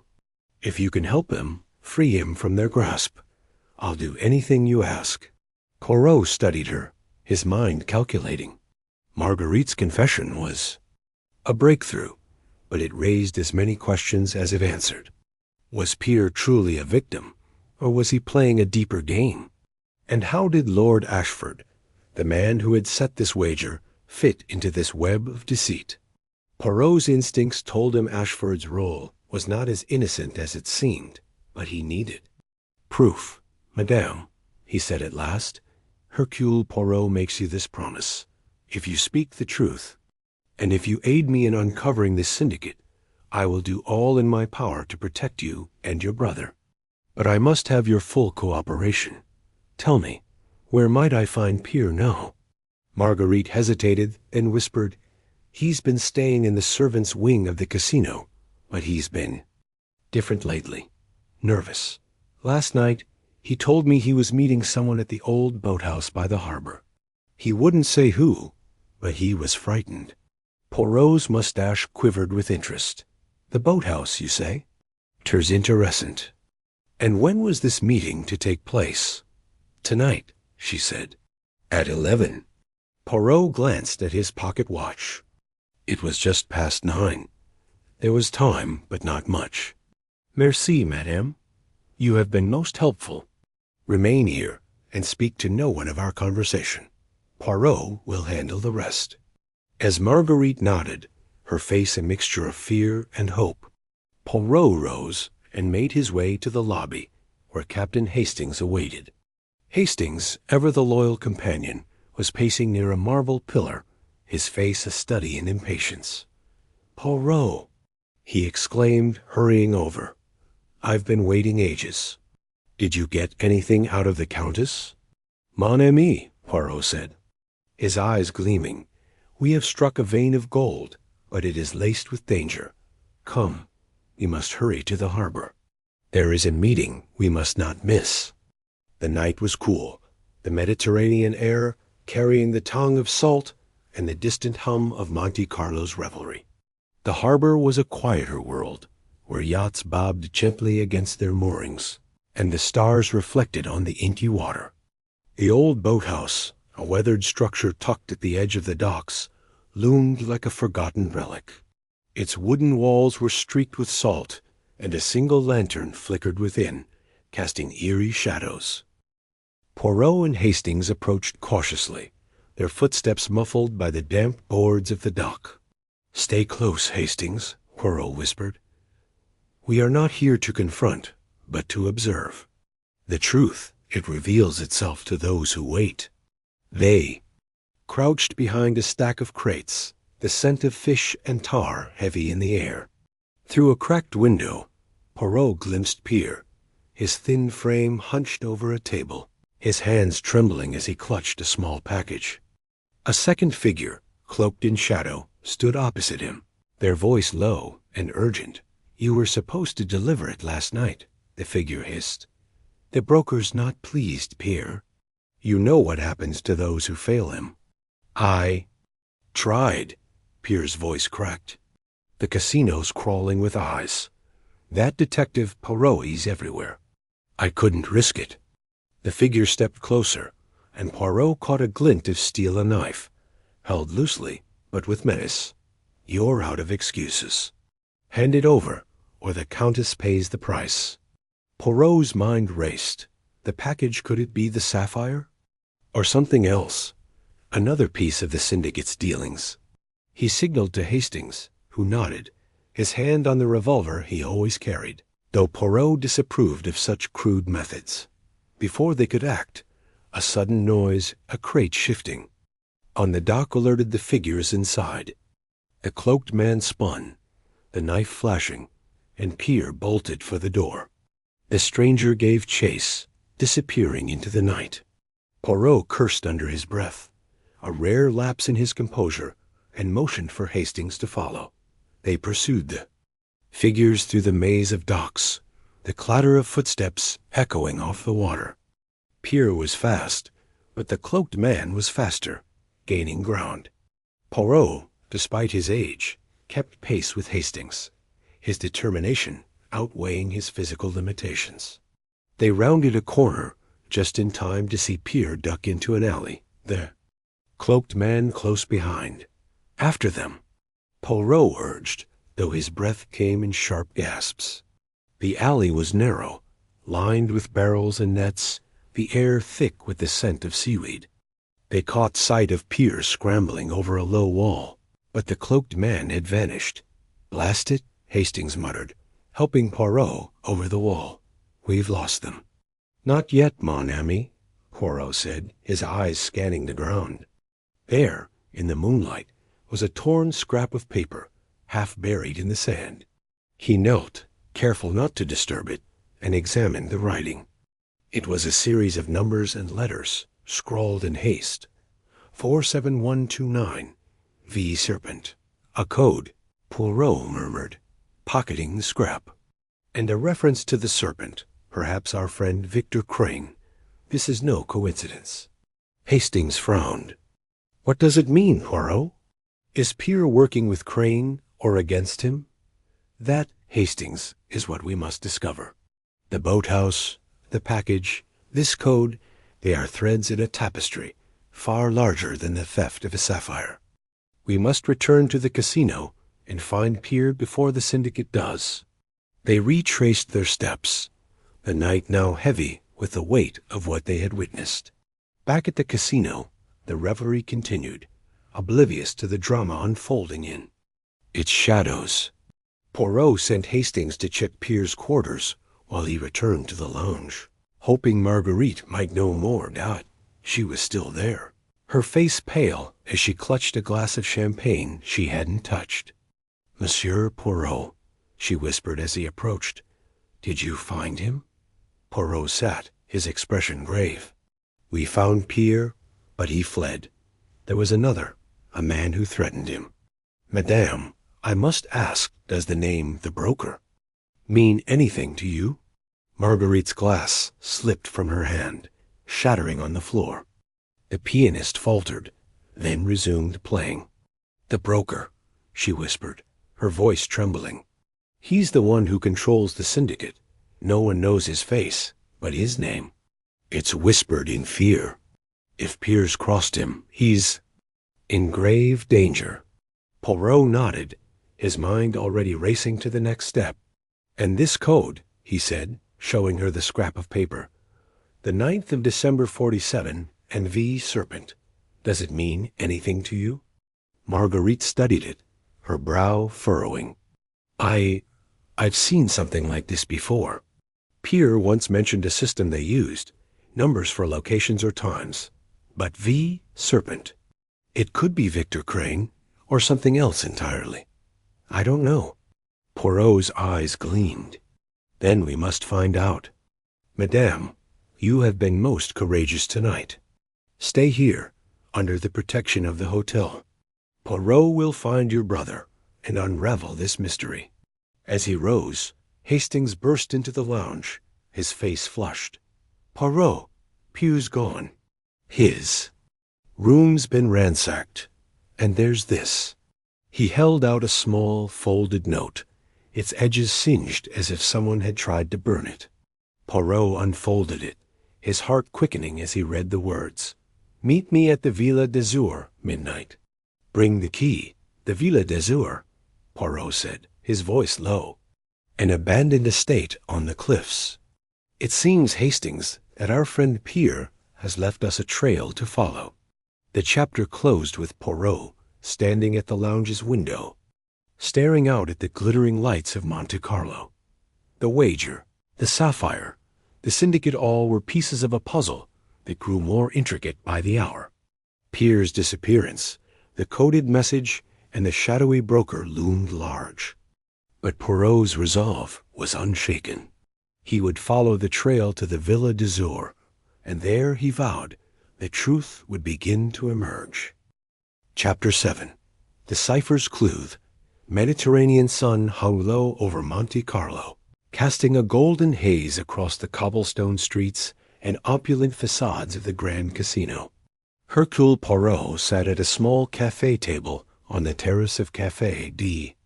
Paris, his meticulously groomed mustache twitching as he sipped an espresso. His gray eyes, sharp as ever, studied a crumpled piece of paper in his hand. A coded message left by Peer, Lord Ashford's elusive valet, who had vanished the previous night. The message was a jumble of numbers and letters, scrawled in haste. 3B7K 9L2M 4T 8P 1Q5R. To the untrained eye, it was gibberish. To Poirot, it was a puzzle begging to be solved.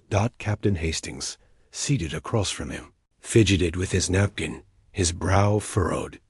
"I say, Poirot, are you sure this isn't just some nonsense Peer scribbled to throw us off? The man's been acting like a frightened rabbit since we started poking around." Poirot's lips curled into a faint smile. "Mon ami, a frightened rabbit does not leave a cipher unless it wishes to be chased. This message is no accident. Peer knows something, perhaps more than he wishes to admit. We must decode it before the trail grows cold."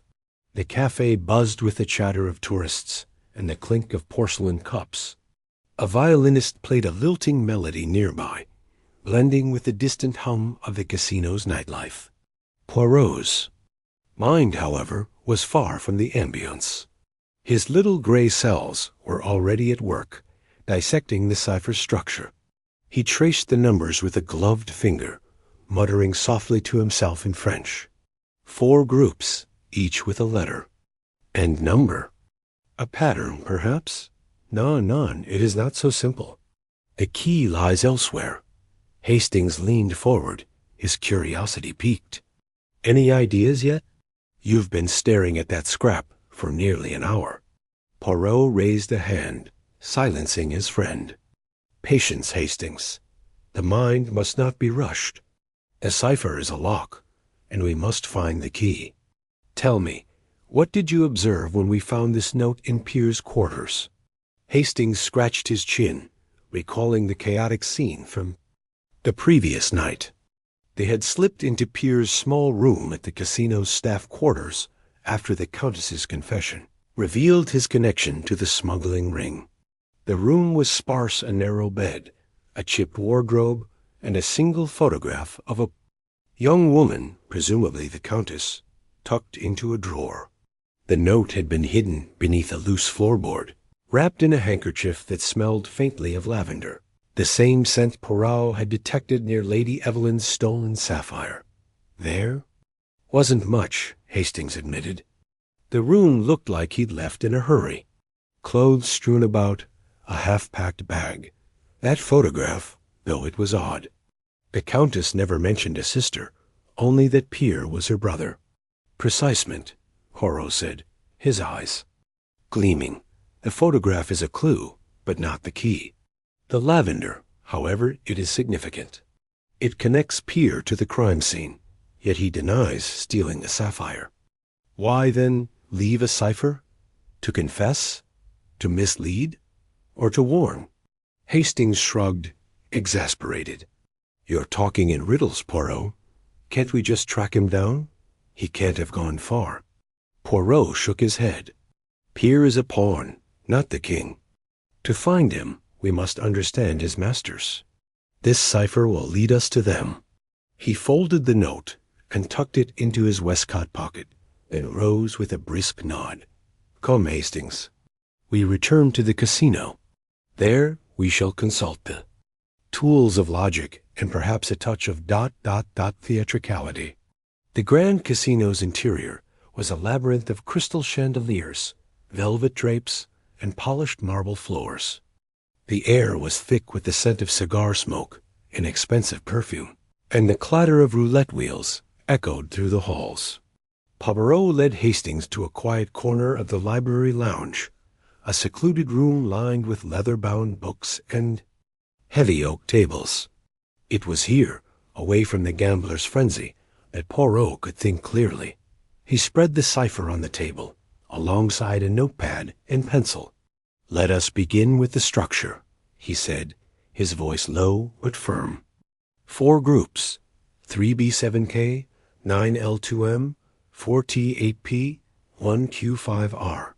Each contains a number, a letter, another number, and another letter.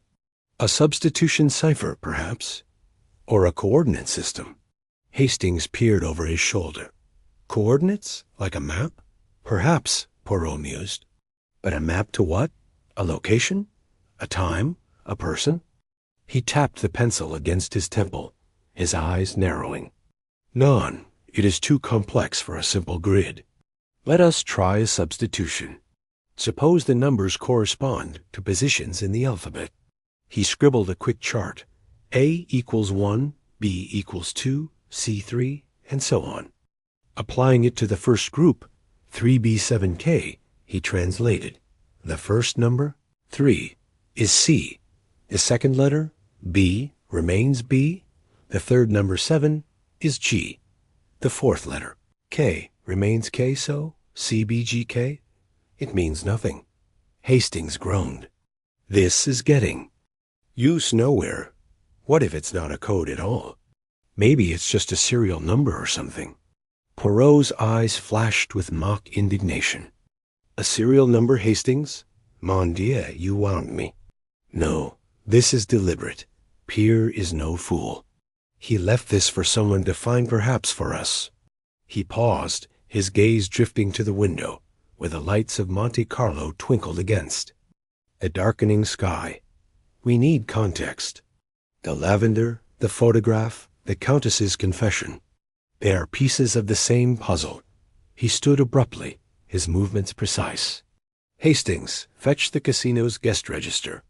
I wish to know who was present at the masked ball when the sapphire vanished. Meanwhile, I shall consult an old friend. An old friend? Hastings asked, confused. Here in Monte Carlo? Poirot's smile was enigmatic. Oui, a friend of the mine, Monsieur Fibonacci. An hour later, Poirot sat in a dimly lit study, a borrowed volume of mathematical texts open before him. The casino's librarian, a wiry man with a penchant for obscure knowledge, had provided the book after Poirot's polite but insistent request. Hastings returned with the guest register, a thick ledger listing the names of the ball's attendees. Anything useful? Hastings asked, setting the ledger down. Poirot didn't look up, his attention fixed on the book. Patience, mon ami. The Fibonacci sequence 1, 1, 2, 3, 5, 8, 13, and so forth has a certain elegance, does it not? It appears in nature, in art, in mathematics, and I suspect in our cipher. Hastings blinked. Fibonacci?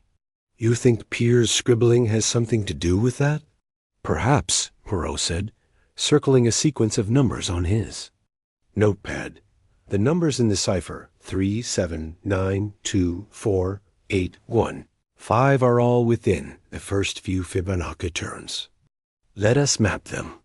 He wrote out the sequence, pairing each number with its corresponding letter, 3, C, B, 7, G, K, 9, I, L, 2, B, M, 4, D, T, 8, H, P, 1, A, Q, 5, E, R. The letters, Poirot said, may represent a phrase.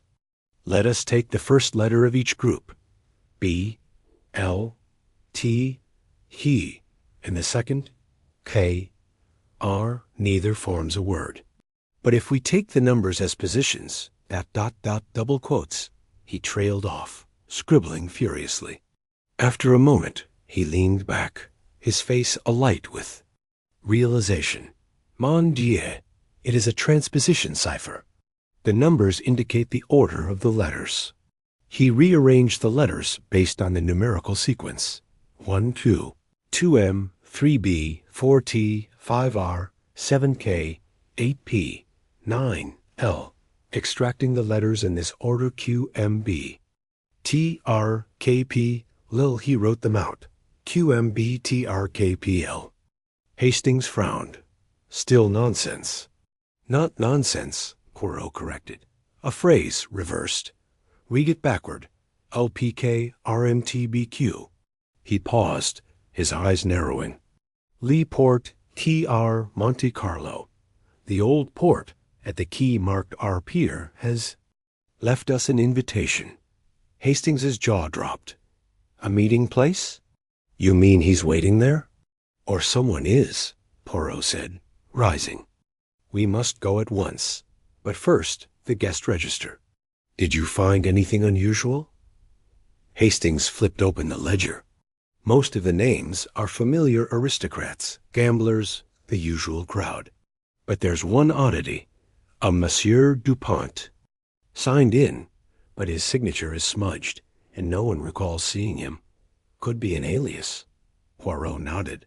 Very good, Hastings. Dupont is a name too common to be true. Keep it in mind. Now to the port. The old port of Monte Carlo was a stark contrast to the casino's glamour. The air smelled of salt and diesel, and the quays were lined with weathered fishing boats and rusted cranes. Quay R was tucked at the far end, shadowed by a crumbling warehouse and an abandoned villa perched on a cliff above.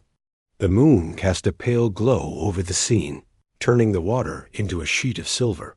Poirot and Hastings moved cautiously, their footsteps muffled by the damp cobblestones. Poirot's cane clicked softly, a rhythm that seemed to steady his thoughts. Stay alert, Hastings, he whispered. We are not alone. They approached the villa, its windows dark and its walls overgrown with ivy. The door was ajar, creaking, as Poirot pushed it open. Inside, the air was musty, thick with the scent of mildew and something else lavender. A faint light flickered from a room at the end of a corridor, and Poirot gestured for Hastings to follow. The room was a storage space, cluttered with crates and tarps. In the center, a single lantern illuminated a table piled with glittering objects, rings, necklaces, and brooches, all unmistakably stolen. But the sapphire necklace was nowhere in sight. Poirot, Hastings whispered, pointing to a crate. Look at this. A torn photograph lay among the jewels, half of it missing. It showed Lord Ashford, younger and smiling, standing beside a woman with striking features, dark hair, sharp cheekbones, and a familiar lavender scarf. Poirot's eyes narrowed. The woman from Pierre's photograph. But here she is with Ashford. This is no coincidence. Before he could say more, a shadow moved in the corner. Poirot spun, his cane raised, but a figure lunged from the darkness, knocking the lantern to the floor. The room plunged into chaos as more figures emerged, masked men wielding knives. Hastings tackled one, his rugby days serving him well, but another grabbed Poirot, pinning his arms. Release me, Poirot demanded, his voice calm but commanding. You will gain nothing by this. A low chuckle came from the doorway. A man stepped forward, his face obscured by a scarf. You're meddling, little detective, he said, his accent thick but unplaceable. The sapphire is not here. Leave, or you'll regret it. Poirot's eyes gleamed. The sapphire may not be here, but the truth is. Tell me, who is the woman in the photograph, and why does Lord Ashford fear her memory? The man stiffened, then signaled to his men. Take them out. A scuffle ensued, but Poirot's quick thinking saved them. He stomped his cane, releasing a hidden spring that sprayed a cloud of chalk dust, disorienting their attackers. Hastings landed a solid punch, and the two men fled into the night, the photograph clutched in Poirot's hand. Back at their hotel, Poirot examined the photograph under a magnifying glass. This woman, he said, is the key. She is connected to Ashford, to Pierre, to the syndicate, and I suspect she is the reason for this elaborate game. Hastings, nursing a bruised knuckle, looked skeptical. But who is she? And why leave? The cipher? Poirot's smile was grim. The cipher was Pierre's cry for help. He is caught in a web, Hastings, and we must cut him free. Tomorrow we confront Ashford. But first, we must learn the identity of this mysterious woman. As the clock struck midnight, Poirot tucked the photograph into his pocket, his mind racing with possibilities. The game, it seemed, was far from over. Chapter 8. The Lord's Deception. The Mediterranean sun hung low over Monte Carlo, casting a golden sheen across the Grand Casino's marble facade. Inside, the air was thick with the clink of glasses, the murmur of high society, and the faint rustle of secrets. Hercule Poirot, impeccably dressed in his tailored black suit, stood by a gilded balustrade overlooking the gaming floor. His sharp eyes, framed by the glint of his pince-nez, scanned the crowd, not for the gamblers' faces, but for the flicker of guilt he knew lurked among them. The torn photograph in his pocket, retrieved from the abandoned villa, weighed heavily on his mind.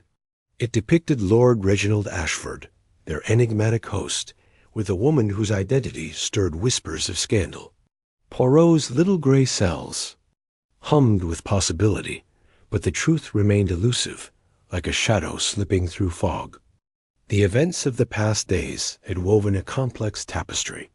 The sapphire necklace, stolen from Lady Evelyn's suite, was no mere jewel. It was a key to a larger puzzle, one tied to a criminal syndicate operating beneath the casino's glittering surface. The coded message from Pierre, Ashford's valet, had led Poirot and Captain Hastings to a dangerous rendezvous where they'd uncovered a cache of stolen gems, but no sapphire. The photograph, however, was a new thread, one that pointed directly at Ashford. Was he a victim of the syndicate, as he claimed, or its orchestrator? Poirot's instincts leaned toward the latter, but instincts alone were not enough. He needed proof, and he needed it before the 2-week deadline of Ashford's wager expired. Captain Hastings, ever loyal but occasionally exasperated, approached Poirot with a glass of cognac in hand. "I say, Poirot, you've been staring at that crowd like a hawk for the past half hour. Found anything yet, or are we still chasing shadows?" Poirot's mustache twitched with a faint smile. "Mon ami, shadows are often the precursors to truth. The photograph, Hastings, it is not merely a picture. It is a window into a past that Lord Ashford wishes to keep closed. But windows, they can be opened, n'est-ce pas?" Hastings frowned, sipping his drink. "You're talking about that woman in the photo, aren't you? The one with Ashford. Do you really think she's connected to this whole sapphire business?" "Everything is connected, Hastings," Poirot replied, his voice low and deliberate. "The sapphire, the syndicate, the photograph, they are threads in a single web. And at the center, I suspect, sits our dear Lord Ashford, spinning his lies with the elegance of an arachnid." Hastings raised an eyebrow. "You think he's the mastermind? But why invite you here, then? Why make that ridiculous bet about solving a crime? It's like he's begging to be caught. Or," Poirot said, tapping his temple, "he believes himself untouchable. The wager, it is a distraction, a game to keep us occupied while he moves his pieces in the shadows. But Hercule Poirot does not play games he cannot win." There. Conversation was interrupted by the approach of Lord Ashford himself, his tall frame cutting through the crowd with the ease of a man accustomed to command. His tailored evening coat and polished cane exuded wealth, but his eyes sharp and guarded betrayed a man under pressure. "Monsieur Poirot," he said, his voice smooth as velvet, "enjoying the evening? I trust Monte Carlo's charms are to your liking." Poirot inclined his head, his expression unreadable. "The charms, they are many, Lord Ashford, but I find the mysteries here far more captivating." Ashford's smile faltered for a fraction of a second, but he recovered quickly. "Mysteries? Surely you're not still dwelling on that little theft. Lady Evelyn's sapphire will turn up, I'm certain. A misplacement, perhaps? Misplacement?" Poirot's tone was light, but his eyes gleamed with intent. "Non, Lord Ashford.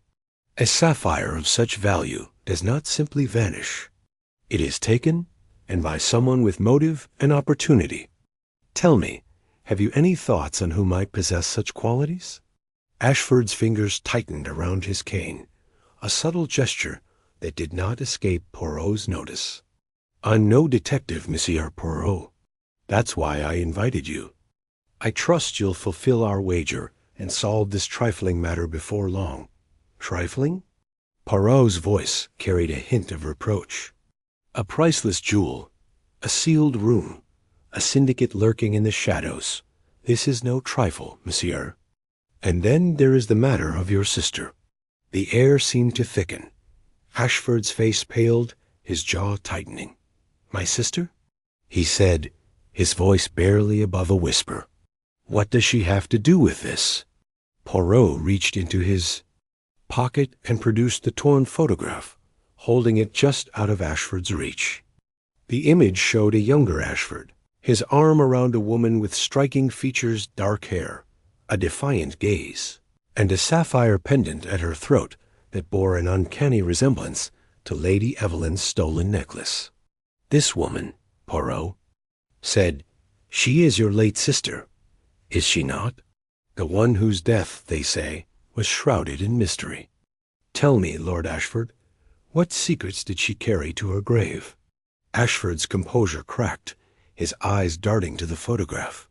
Where did you get that? He demanded, his voice low and urgent. That's a private matter, Poirot. You're overstepping. Private, perhaps, Poirot said, slipping the photograph back into his pocket, but relevant, most certainly. The sapphire, the syndicate, your sister, they are pieces of a puzzle, and I, Hercule Poirot, will assemble them. If you have nothing to hide, you will answer my questions. If not, he let the words hang, his gaze unwavering. Ashford straightened, forcing a smile. You're fishing, Poirot. My sister died years ago. A tragic accident. There's nothing more to it. As for your puzzle, I wish you luck. You'll need it. With that, he turned and melted back into the crowd, leaving Poirot and Hastings alone.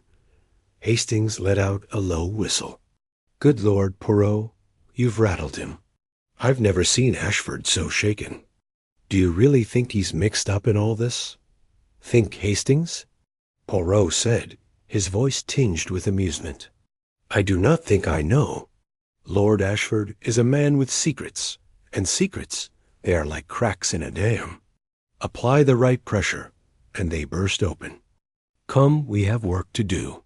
The next morning, Poirot and Hastings sat in the detective's suite, the photograph laid out on a mahogany table beside a steaming pot of tisane. Poirot's fingers traced the edges of the image, his mind racing. The woman's sapphire pendant was too similar to Lady Evelyn's necklace to be coincidence. And Ashford's reaction, his sudden pallor, the tremor in his hand confirmed that the photograph held a key to the case. Hastings, Poirot said, leaning back in his chair, we must learn more about this sister. The official story is that she died in a boating accident off the coast of Nice, but I suspect there is more to it.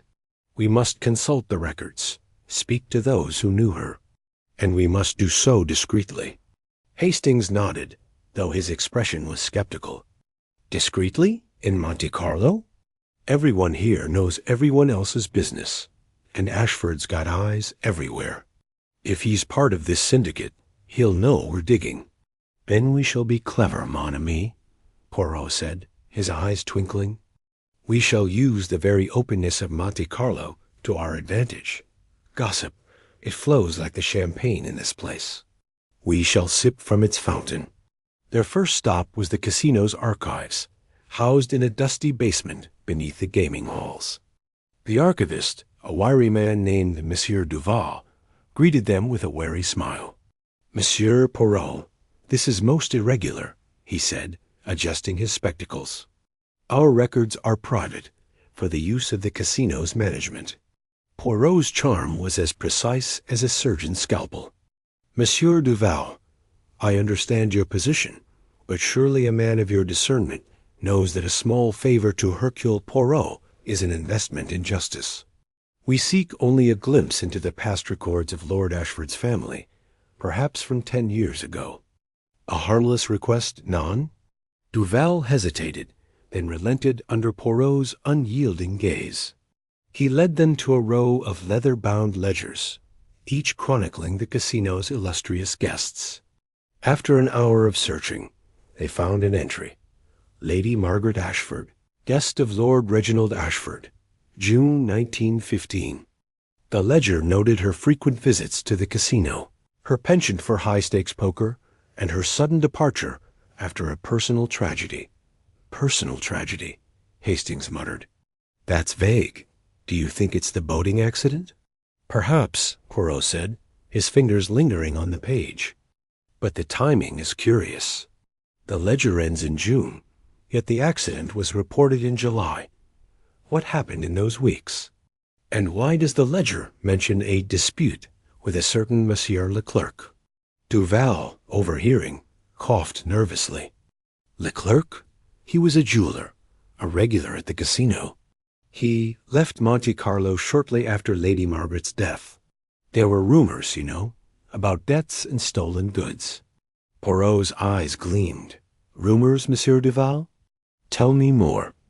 Duval glanced around, as if expecting Ashford himself to emerge from the shadows. They said Leclerc was involved with unsavory type smugglers, perhaps. Lady Margaret owed him money, or so the gossip went. When she died, people whispered that Leclerc had something to do with it. But nothing was ever proven. Poirot thanked Duval and led Hastings back to the sunlight. Leclerc, he mused. A jeweler, like the one who told us about the sapphire's origins. And now we have a connection to Lady Margaret. The plot, it thickens, Hastings. Their next move was to track down anyone who might remember Lady Margaret. At a quaint café overlooking the harbor, they met Madame Celeste, a former croupier, who had worked at the casino during Margaret's time. Her silver hair and sharp eyes suggested a woman who missed nothing. Lady Margaret was a firebrand, Celeste said, stirring her coffee. Beautiful, bold, and reckless. She'd bet her entire fortune on a single hand of poker and laugh when she lost. But toward the end, she changed. She was nervous, always looking over her shoulder. Did she speak of Leclerc? Poirot asked. Celeste nodded. Once. She said he'd sold her a sapphire pendant, but it came with a curse. She laughed it off, but I could tell she was scared. A week later, she was dead. A curse, Hastings said, skeptical. Sounds like nonsense. Perhaps, Poirot said, but fear, it is a powerful motivator. And a sapphire pendant? This cannot be coincidence. We must find Leclerc. Tracking down Leclerc proved challenging. The jeweler had vanished from Monte Carlo a decade ago, leaving behind only whispers of his whereabouts. Poirot, however, was undeterred. Using his network of contacts, he learned that Leclerc had relocated to a small shop in Antibes, a coastal town an hour's drive from Monte Carlo. The journey was a risk Ashford's influence extended far, and the syndicate's eyes were everywhere, but Poirot insisted.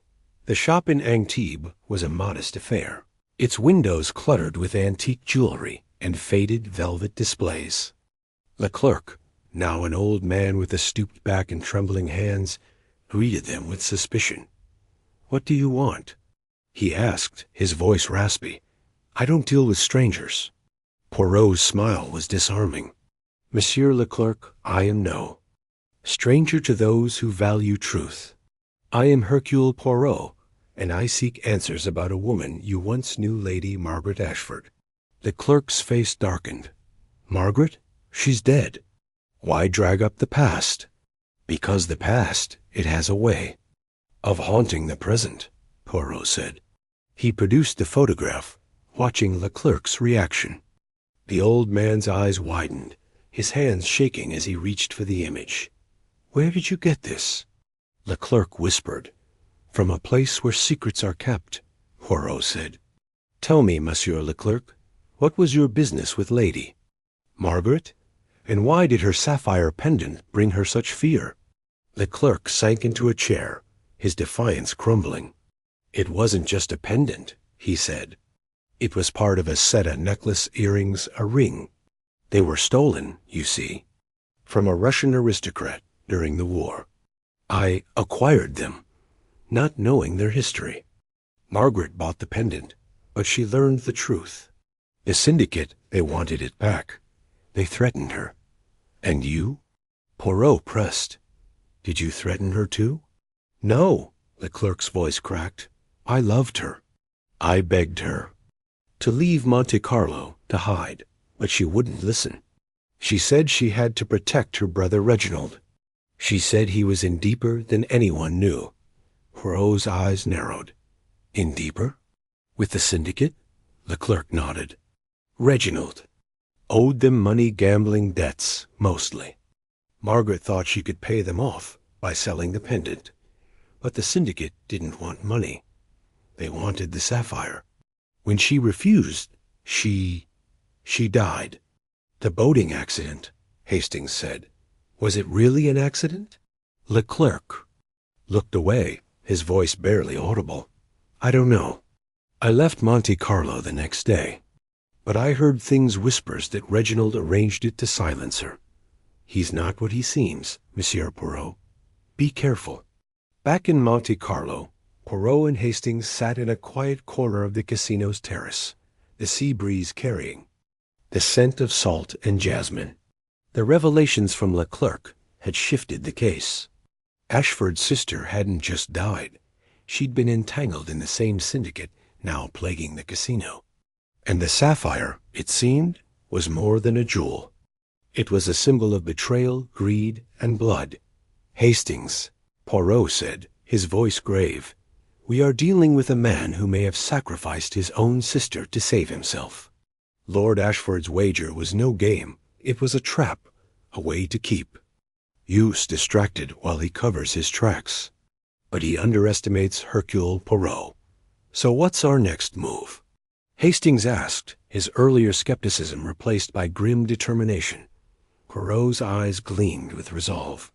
We must shake the tree, mon ami, and see what falls. A séance, I think, will do nicely.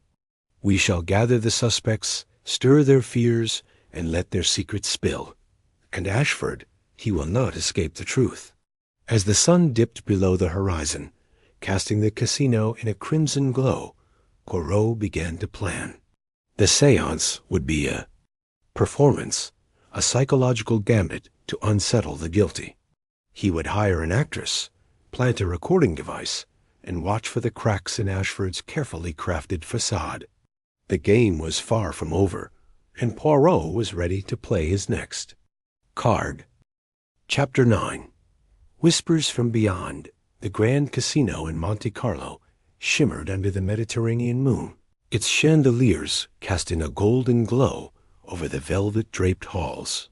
Hercule Poirot, his mustache impeccably waxed, stood at the edge of the grand staircase, his keen eyes scanning the opulent crowd below. The events of the past week, the stolen sapphire, the cryptic clues, the tangled web of suspects, had led him to this moment. Tonight, he would stage a spectacle to unsettle the guilty, to coax the truth from the shadows. A séance, carefully orchestrated, was his gambit to provoke a reaction and unravel the mystery of Lord Ashford's wager. Poirot adjusted his bow tie, his mind as sharp as the crease in his tailored suit. The coded message from Pierre, the valet, had been deciphered, pointing to a clandestine meeting at an abandoned villa. The torn photograph of Lord Ashford with an unknown woman, his late sister, perhaps had deepened the enigma. Poirot suspected. Ashford's role in the sapphire's theft was more than it seemed, and tonight's charade would test that theory. Captain Hastings, ever loyal, stood beside him, his brow furrowed with concern. Are you certain about this, Poirot? Hastings whispered, his voice barely audible over the hum of the crowd. A séance? It's a bit theatrical, don't you think? Poirot's lips curved into a faint smile. Mon ami, the theater is precisely what we need. The guilty heart is a fragile thing. It trembles at the whisper of its own secrets. Tonight we shall give those secrets a voice. Hastings nodded, though his unease lingered. "And this actress you've hired, she's reliable?" "Madame Celeste is a professional of the stage," Poirot replied, his tone reassuring. "She knows her role, to speak as if from beyond the grave, to accuse without accusing. The rest, Monsieur Hastings, depends on the reactions of our suspects." The plan was simple, yet audacious. Poirot had gathered the key players: Lord Ashford, the disgraced Countess Marguerite, the gambler Victor Crane, and the elusive valet peer in the casino's private salon for a séance. The pretense was to contact the spirit of Ashford's late sister, whose death Poirot now believed was tied to the sapphire's theft. A hidden gramophone, operated by a trusted casino staff member, would record every word, every gasp, every unguarded mutter. Poirot's little gray cells would do the rest. The salon was a masterpiece of decadence. Crimson drapes framed tall windows. A mahogany table sat at the center, and a single candelabrum flickered with an eerie glow. The air was thick with anticipation as the guests arrived. Lord Ashford, his silver hair gleaming, wore a mask of aristocratic composure, though his fingers twitched slightly as he adjusted his cufflinks. Countess Marguerite, draped in emerald silk, glided in with a forced smile, her eyes darting nervously. Victor Crane, the gambler, sauntered in with his usual swagger, but his jaw tightened when he saw Poirot. Pierre, the valet, entered last, his face pale and drawn, as if he carried the weight of 1,000 secrets. "An unusual gathering, Monsieur Poirot," Ashford remarked, his voice smooth but edged with skepticism. "A séance, you say? To what end?" Poirot bowed slightly, his demeanor unruffled. "To seek answers, Lord Ashford. The spirit world, it is said, holds truths the living conceal. Perhaps we shall learn something of the sapphire, or of other matters." The Countess laughed, a brittle sound. "You don't believe in ghosts, surely?" "I believe in the power of the mind, madame," Poirot replied, his eyes locking onto hers, "and in its tendency to betray itself under pressure." Crane snorted, lighting a cigarette. "Sounds like a parlor trick to me. Let's get on with it." Pierre said nothing, his gaze fixed on the floor. Poirot noted the valet's trembling hands and filed it away for later scrutiny. The group took their seats around the table, the candlelight casting long shadows across their faces. Madame Celeste, clad in a flowing black gown, entered with a theatrical flourish. Her face was veiled, her voice low and melodic, perfectly suited to the role of a mystic. Poirot had briefed her carefully. Her words must be vague yet pointed, designed to unsettle without accusing directly. The gramophone, hidden in a nearby cabinet, was already recording, its needle poised to capture the truth. "Join hands," Madame Celeste intoned, her voice resonating with practiced gravitas. "We call upon the spirits to guide us, to reveal the secrets hidden in this room." The group complied, though Crane's grip on Hastings' hand was noticeably tight. Poirot, seated between Ashford and the Countess, felt the tension in their fingers. The room fell silent, save for the faint crackle of the candles. "Spirit of the departed," Madame Celeste began, her voice rising. "Sister of the one who sits among us, speak. Tell us of the betrayal that binds this circle." A collective intake of breath. Ashford's hands stiffened in Poirot's grasp. The Countess let out a small gasp, quickly stifled. Pierre's head snapped up, his eyes wide. Crane merely smirked, but his cigarette trembled slightly. Betrayal. Madame Celeste's voice dropped to a whisper, as if channeling a distant presence. A jewel stolen, a debt unpaid, a life taken too soon. Who among you carries this? Guilt? The room seemed to grow colder, though Poirot knew it was merely the power of suggestion. He watched his suspects closely. Ashford's jaw clenched, his eyes fixed on the table. The Countess's lips parted, as if to speak, but she caught herself. Pierre, however, was unraveling. His breathing grew ragged, his hands shaking violently in the chain of clasped fingers. "I didn't," Pierre blurted, then stopped, his face flushed with panic. "Silence!" Madame Celeste commanded, her voice sharp. "The spirit speaks. She knows of the serpent, of the sapphire, of the lies woven in this very hall." The mention of the serpent, the symbol on the cufflink Poirot had found, sent a ripple through the group. Crane's smirk vanished, his eyes narrowing. Ashford shifted in his seat, his composure fraying. Poirot leaned forward slightly, his senses attuned to every nuance. "Speak, spirit." Madame Celeste continued, her voice now a haunting wail. "Name the one who betrayed you, who hides behind a mask of honor." The candles flickered as if on cue, a trick engineered by a discreet draft from a hidden vent. The Countess let out a stifled cry, pulling her hands free and covering her face. "This is madness," she exclaimed, her voice trembling. "Stop this at once." But Pierre was beyond restraint. He leapt to his feet, breaking the circle. "I didn't take it," he shouted, his voice cracking. "I swear, I didn't take the sapphire. I only took small things, trinkets, to pay them off. They forced me." The room erupted. Ashford stood, his face a mask of fury. "Be silent, you fool!" He barked, but his voice betrayed a tremor of fear.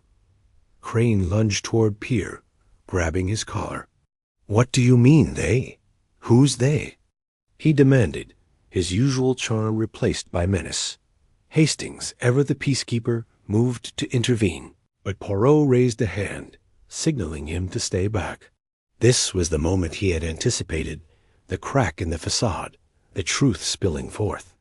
Under pressure. "Enough!" Poirot's voice cut through the chaos, calm but commanding. "Monsieur Pierre, you will explain yourself. Who forced you, and what did you take?" Pierre collapsed back into his chair, tears streaming down his face. "The syndicate," he whispered, barely audible. They made me steal. Not the sapphire, I swear, but other things, rings, watches, anything to keep them from." He trailed off, his eyes darting toward the Countess. Poirot turned to her, his gaze piercing. "Madame la Comtesse, your brother has spoken. Will you confirm his story, or shall we continue this charade?" The Countess's hands dropped to her lap, her face pale. "He's telling the truth," she said softly. Pierre was coerced. "The syndicate, they have their claws in many here. But I swear, neither of us took the sapphire." Ashford's voice was icy. "This is preposterous. You're accusing me of consorting with criminals? I hosted this wager in good faith." Poirot's eyes gleamed. "Good faith, Lord Ashford? Or a clever distraction? Let us see what the spirits and the evidence reveal." He signaled to Madame Celeste, who nodded and slipped from the room, her role complete. The gramophone, still hidden, continued to record. Poirot reached into his pocket and produced the torn photograph, holding it up for all to see. "This was found at the villa, Lord Ashford. A photograph of you with a woman your sister, perhaps? The same sister whose death you claim was an accident?" Ashford's face drained of color. "Where did you get that?" he demanded, his voice low. "From the syndicate's lair," Poirot replied smoothly. "And I suspect it holds the key to your motives. Shall we discuss the debt you mentioned earlier?" The room froze. Hastings, standing near the door, caught Poirot's eye, his expression a mix of awe and alarm. The Countess stared at Ashford, her eyes wide with realization. Crane released Pierre, stepping back as if distancing himself from the unfolding drama. "I said no such thing," Ashford retorted, but his voice lacked conviction. "Oh, but you did," Poirot said, his tone almost gentle. "A mutter, perhaps, but one captured for posterity. The gramophone, you see, does not lie. Ashford's eyes darted to the cabinet, and for the first time, his aristocratic mask slipped entirely. You tricked us," he whispered. "Not a trick, monsieur, but a necessity," Poirot said. "The guilty heart speaks when cornered. And yours, I believe, has much to say." The séance dissolved into chaos. Pierre sobbed openly. The Countess rushed to his side, and Crane slipped toward the door, only to find Hastings blocking his path. Ashford sank into his chair, his hands covering his face. Poirot stood, his small frame commanding the room. "We are not finished," he declared. "The sapphire remains missing, and the truth is not yet fully revealed. Lord Ashford, I will follow you, and I will uncover your secrets. The game, as you so eloquently put it, is far from over." As the guests dispersed, Poirot retrieved the gramophone disc, tucking it safely into his coat.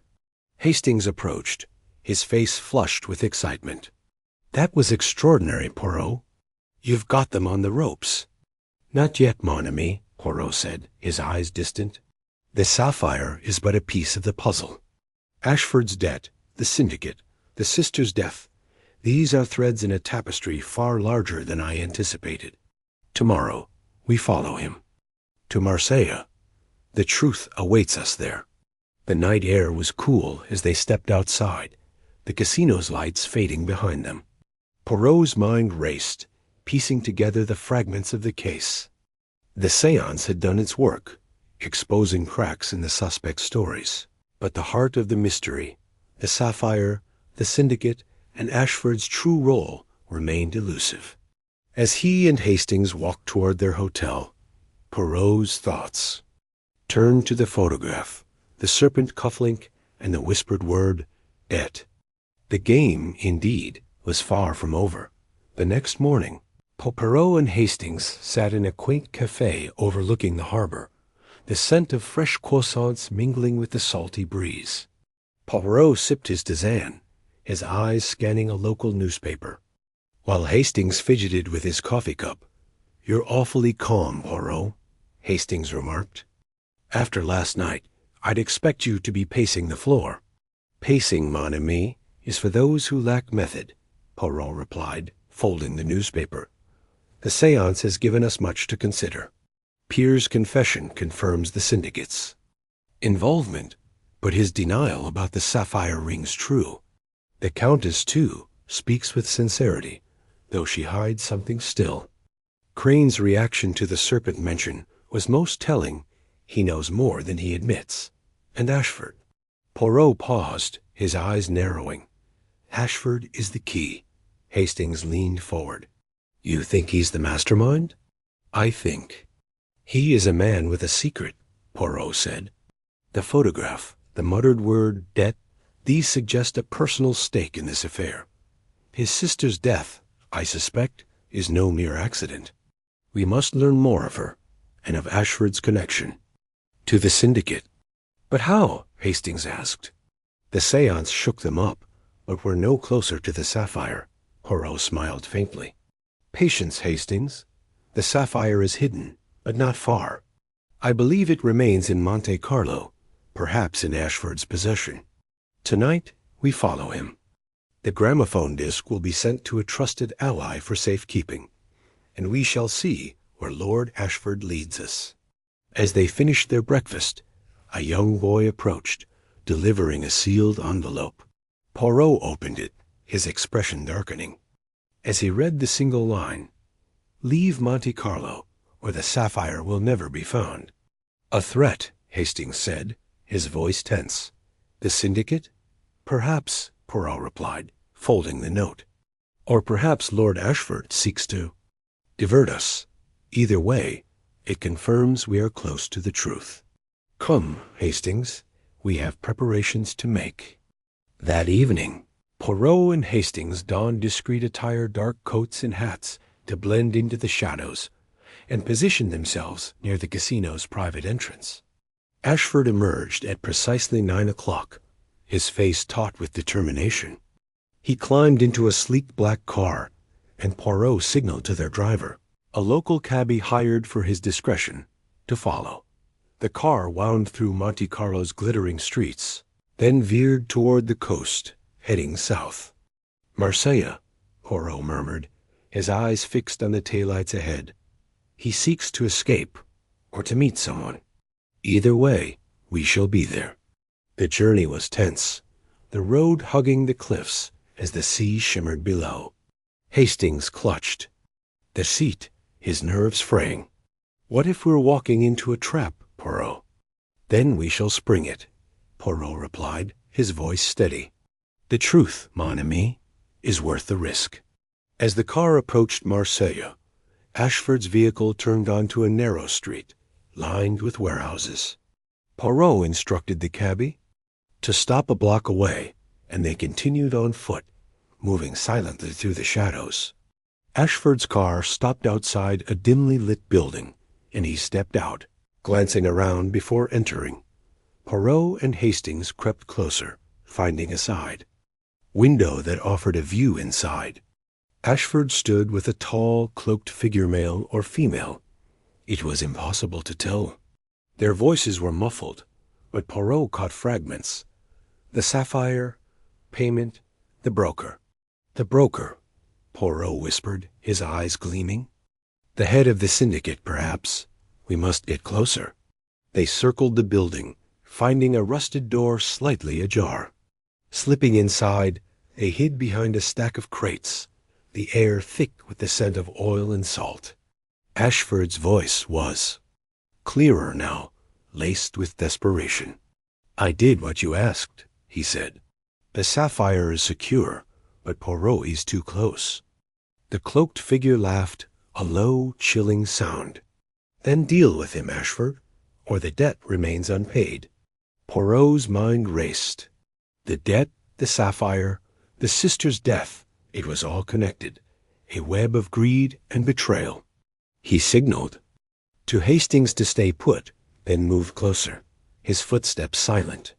The gramophone disc, safely hidden, would preserve last night's confessions, but he needed more evidence to tie Ashford to the syndicate, to the sapphire, to the truth dot as he edged forward. A floorboard creaked. The cloaked figure spun, a gun glinting in their hand. "Who's there?" they demanded. Poirot froze, his heart steady despite the danger. Hastings, ever impulsive, stepped out, hands raised. "Don't shoot. We're just—" The cloaked figure fired, the shot echoing through the warehouse. Hastings dove behind a crate, unharmed but shaken. Ashford shouted, "Enough! This wasn't part of the deal." Poirot seized the moment, slipping back into the shadows. The cloaked figure, likely the broker, fled through a side door, leaving Ashford alone. Poirot emerged, his voice calm but commanding. "Lord Ashford, your game is unraveling. Shall we discuss the sapphire, or the debt you owe to the broker?" Ashford's face crumpled, his bravado gone. "You don't understand," he said, his voice hoarse. "It's not just about the sapphire. It's about her, my sister. They killed her, and I had no choice." Poirot's eyes softened, but his resolve was iron. "Then tell me, monsieur. Tell me everything, and perhaps we can end this." As Ashford began to speak, his words halting and pained, Poirot knew the truth was within reach. The sapphire, the syndicate, the sister's death, they were pieces of a puzzle he would solve, no matter the cost. The night stretched on, filled with whispers of betrayal, as Poirot's little gray cells worked tirelessly to bring justice to Monte Carlo. Chapter 10. The trail to Marseille. The Mediterranean sun hung low over Monte Carlo, casting a golden sheen across the cobblestone streets as Hercule Poirot adjusted his impeccable pinstripe suit, his mustache twitching with purpose. The air was thick with the scent of salt and jasmine, but beneath the city's glamorous veneer, a darker pulse beat, a pulse Poirot was determined to trace. The events of the previous night particularly the seance's revelations, had left him convinced that Lord Reginald Ashford was no mere eccentric gambler. The muttered words about the debt, captured by Poirot's cleverly concealed phonograph, echoed in his mind. Ashford's unease when confronted with the torn photograph of his late sister only deepened Poirot's suspicions. The trail now led beyond the glittering casino to the gritty port city of Marseille, where secrets festered like barnacles on a ship's hull. Captain Arthur Hastings, ever the loyal companion, stood at Poirot's side, his face a mixture of excitement and trepidation. "I say, Poirot," he began, loosening his collar against the late summer heat, "this business with Ashford is getting murkier by the minute. Are you quite sure we should be chasing him to Marseille? Seems a bit reckless, doesn't it?" Poirot's eyes gleamed with that familiar spark of certainty. "Mon cher Hastings, the reckless man is he who underestimates his quarry. Lord Ashford is not fleeing. He is drawn to Marseille as a moth to flame. There we shall find the thread that unravels this tapestry of deceit. The sapphire, I suspect, is but a single gem in a far larger crown of crime." Their journey began. At dawn, aboard a rattling train that wound through the rugged cliffs of the Côte d'Azur, Poirot, ever fastidious, had secured a private compartment, where he sat with a map of Marseille spread across his lap, his fingers tracing the docks and warehouses. Hastings, meanwhile, leafed through a dog-eared novel, though his eyes frequently darted to Poirot, seeking reassurance. "Tell me, Poirot," Hastings said, closing his book with a snap, "what exactly are we looking for in Marseille? You've been tight-lipped since that blasted séance." Poirot leaned back, his hands folded neatly over his waistcoat. "We seek a man known only as the broker Hastings, a shadow in the criminal underworld, a dealer in stolen treasures. The coded message left by Pierre, the valet, pointed to a rendezvous in Marseille. I believe Ashford is meeting this broker to dispose of Lady Evelyn's sapphire, or perhaps to settle a debt far older and more dangerous." Hastings frowned. "But why Marseille? Why not sell the sapphire here in Monte Carlo with the wealthy? Flock like vultures?" Poirot's smile was enigmatic. "Marseille, mon ami, is the beating heart of Europe's black market. Its ports are a labyrinth of vice, where goods vanish and identities dissolve. If Ashford is entangled with a syndicate, as I suspect, Marseille is where he will seek to cover his tracks." The train screeched into Marseille's Gare Saint-Charles, just as dusk painted the sky in hues of violet and amber. The city sprawled. Before them, a chaotic blend of ancient stone and modern ambition, its air heavy with the tang of fish and diesel. Poirot and Hastings disembarked, their figures stark against the bustling crowd of sailors, merchants, and street vendors hawking everything from fresh oranges to dubious charms. Their first stop was a discreet hotel near the viewport, chosen by Poirot for its proximity to the docks. The Hôtel de la Mer was a faded relic of grandeur, its peeling wallpaper and creaking floors a stark contrast to Monte Carlo's opulence. The concierge, a wiry man with a scar above his left eyebrow, eyed them suspiciously as Poirot requested a room overlooking the harbor. "Business in Marseille, messieurs?" the concierge asked, his tone laced with curiosity. Poirot's smile was disarming. "Merely tourists, monsieur, enchanted by your city's charm." The concierge grunted, unconvinced, but handed over a key. As they ascended the narrow staircase, Hastings whispered, "I don't like the look of that fellow. He's got the eyes of a weasel." "Precisement," Poirot replied, his voice low. "And weasels, Hastings, always know more than they reveal. We shall keep watch." Their room was modest, with a single window offering a view of the harbor's bobbing masts and flickering lights. Poirot immediately set to work, unpacking a small leather case containing his tools of trade, a magnifying glass, a notebook, and a curious device resembling a pocket watch, but with intricate dials. Hastings watched, puzzled, as Poirot adjusted the dials with precision. "What's that contraption, Poirot?" "A gift from an old friend in Brussels," Poirot said, not looking up. "A directional microphone, modified to pick up conversations. At a distance. Tonight we shall use it to listen where eyes cannot see." Their plan was simple yet daring. Pierre's decoded message had mentioned a meeting at midnight near the Quai des Belges, where fishing boats mingled with less savory vessels. Poirot suspected Ashford would meet the broker there, under cover of darkness, armed with the microphone. And their wits, they ventured into the night. The viewport was alive with activity, despite the late hour.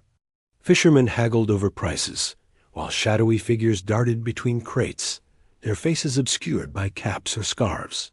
Poirot, dressed in a nondescript overcoat to blend in, ellied Hastings to a vantage point behind a stack of barrels, where they could observe the quay without being seen. The microphone, carefully positioned, hummed softly as Poirot adjusted its dials. "There," he whispered, pointing to a sleek yacht moored at the far end of the quay. Its deck was dimly lit, but two figures could be seen, one tall and aristocratic, unmistakably Ashford, and another, shorter and cloaked in a hooded jacket. "The broker, I presume," Poirot murmured. The microphone crackled to life, capturing fragments of their conversation. Ashford's voice was tense, almost pleading. "You have it, don't you? The sapphire is secure?" The broker's reply was colder, clipped.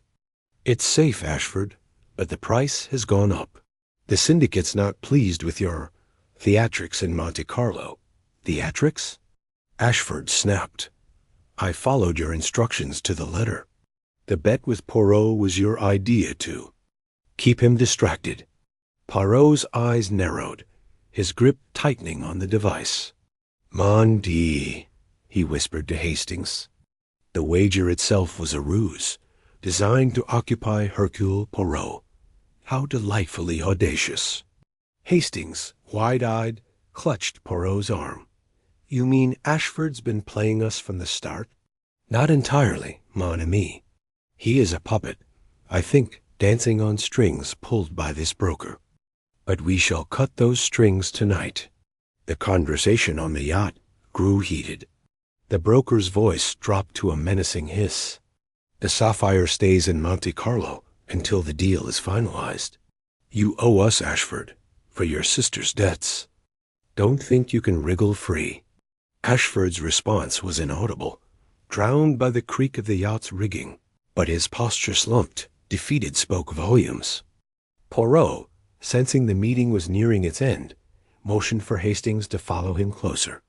They crept along the quay, using the shadows of docked boats for cover, until they were within earshot without the microphone. Suddenly, a third figure emerged from the yacht's cabin, a woman, her face half hidden by a shawl. Her voice, sharp and commanding, cut through the night. "Enough, both of you. Reginald, you'll deliver the payment by tomorrow, or the sapphire goes to auction. And you," she turned to the broker, "stop playing games." Poirot's closer. "Than you think." Poirot froze, his heart racing. The woman's words confirmed his presence was suspected, if not known. Hastings, less composed, let out a stifled gasp, earning a swift glare from Poirot. The trio on the yacht fell silent, their heads turning toward the quay. Poirot pulled Hastings behind a crate, just as a flashlight beam swept over their hiding. "Spot, we must move," Poirot whispered urgently. "Back to the hotel, vite." They retreated through the labyrinthine alleys of the Pannier district, their footsteps echoing off ancient stone walls. The night seemed to close in around them, the distant wail of a ship's horn mingling with the pounding of their pulses. Back at the Hotel de la Mer, Poirot locked the door and drew the curtains, his face a mask of intense concentration. "That woman," Hastings panted, collapsing into a chair. "Who was she? And how did she know we were there?" Poirot paced, his hands clasped behind his back. She is the key, Hastings. Her voice, her authority, she is no mere accomplice.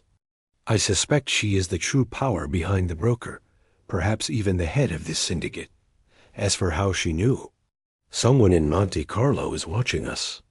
The concierge, perhaps, or one of Ashford's staff. Hastings rubbed his temples. This is getting out of hand, Poirot. A syndicate, a mysterious woman, Ashford's debts. What's it all mean? It means, Poirot said, stopping to face him, that the sapphire is not the prize. It is a lure, a distraction from something far greater. Ashford's sister, the debt, the syndicate, they are all connected. And I believe the sapphire remains in Monte Carlo, hidden where none would think to look. Hastings blinked. You heard the broker say it's still there. But where? Poirot's eyes gleamed with sudden inspiration. In plain sight, mon ami. The sapphire is not locked away in some vault. It is disguised, perhaps as part of another object. A chandelier, a gown, a piece of art. We return to Monte Carlo at first light. Ashford's private quarters must be searched, for there, I believe, we shall find our answer. The next morning, they boarded an early train back to Monte Carlo, the city's glittering facade now tinged with menace. Poirot's mind churned with possibilities. His little gray cells, weaving together the threads of the case, the lavender scent, the serpent cuff-link, the photograph, the coded message. Each was a piece of the puzzle, but the picture remained incomplete. As the train sped along the coast, Poirot gazed out at the shimmering sea, his resolve hardening. Hastings, he said softly, this case is not merely about a stolen jewel. It is about betrayal, greed, and secrets buried deeper than the ocean. But fear not, Hercule Poirot shall bring them to light. The chapter closed with the train's whistle, piercing the morning air, carrying Poirot and Hastings back to the heart of the mystery, where the sapphire and the truth awaited.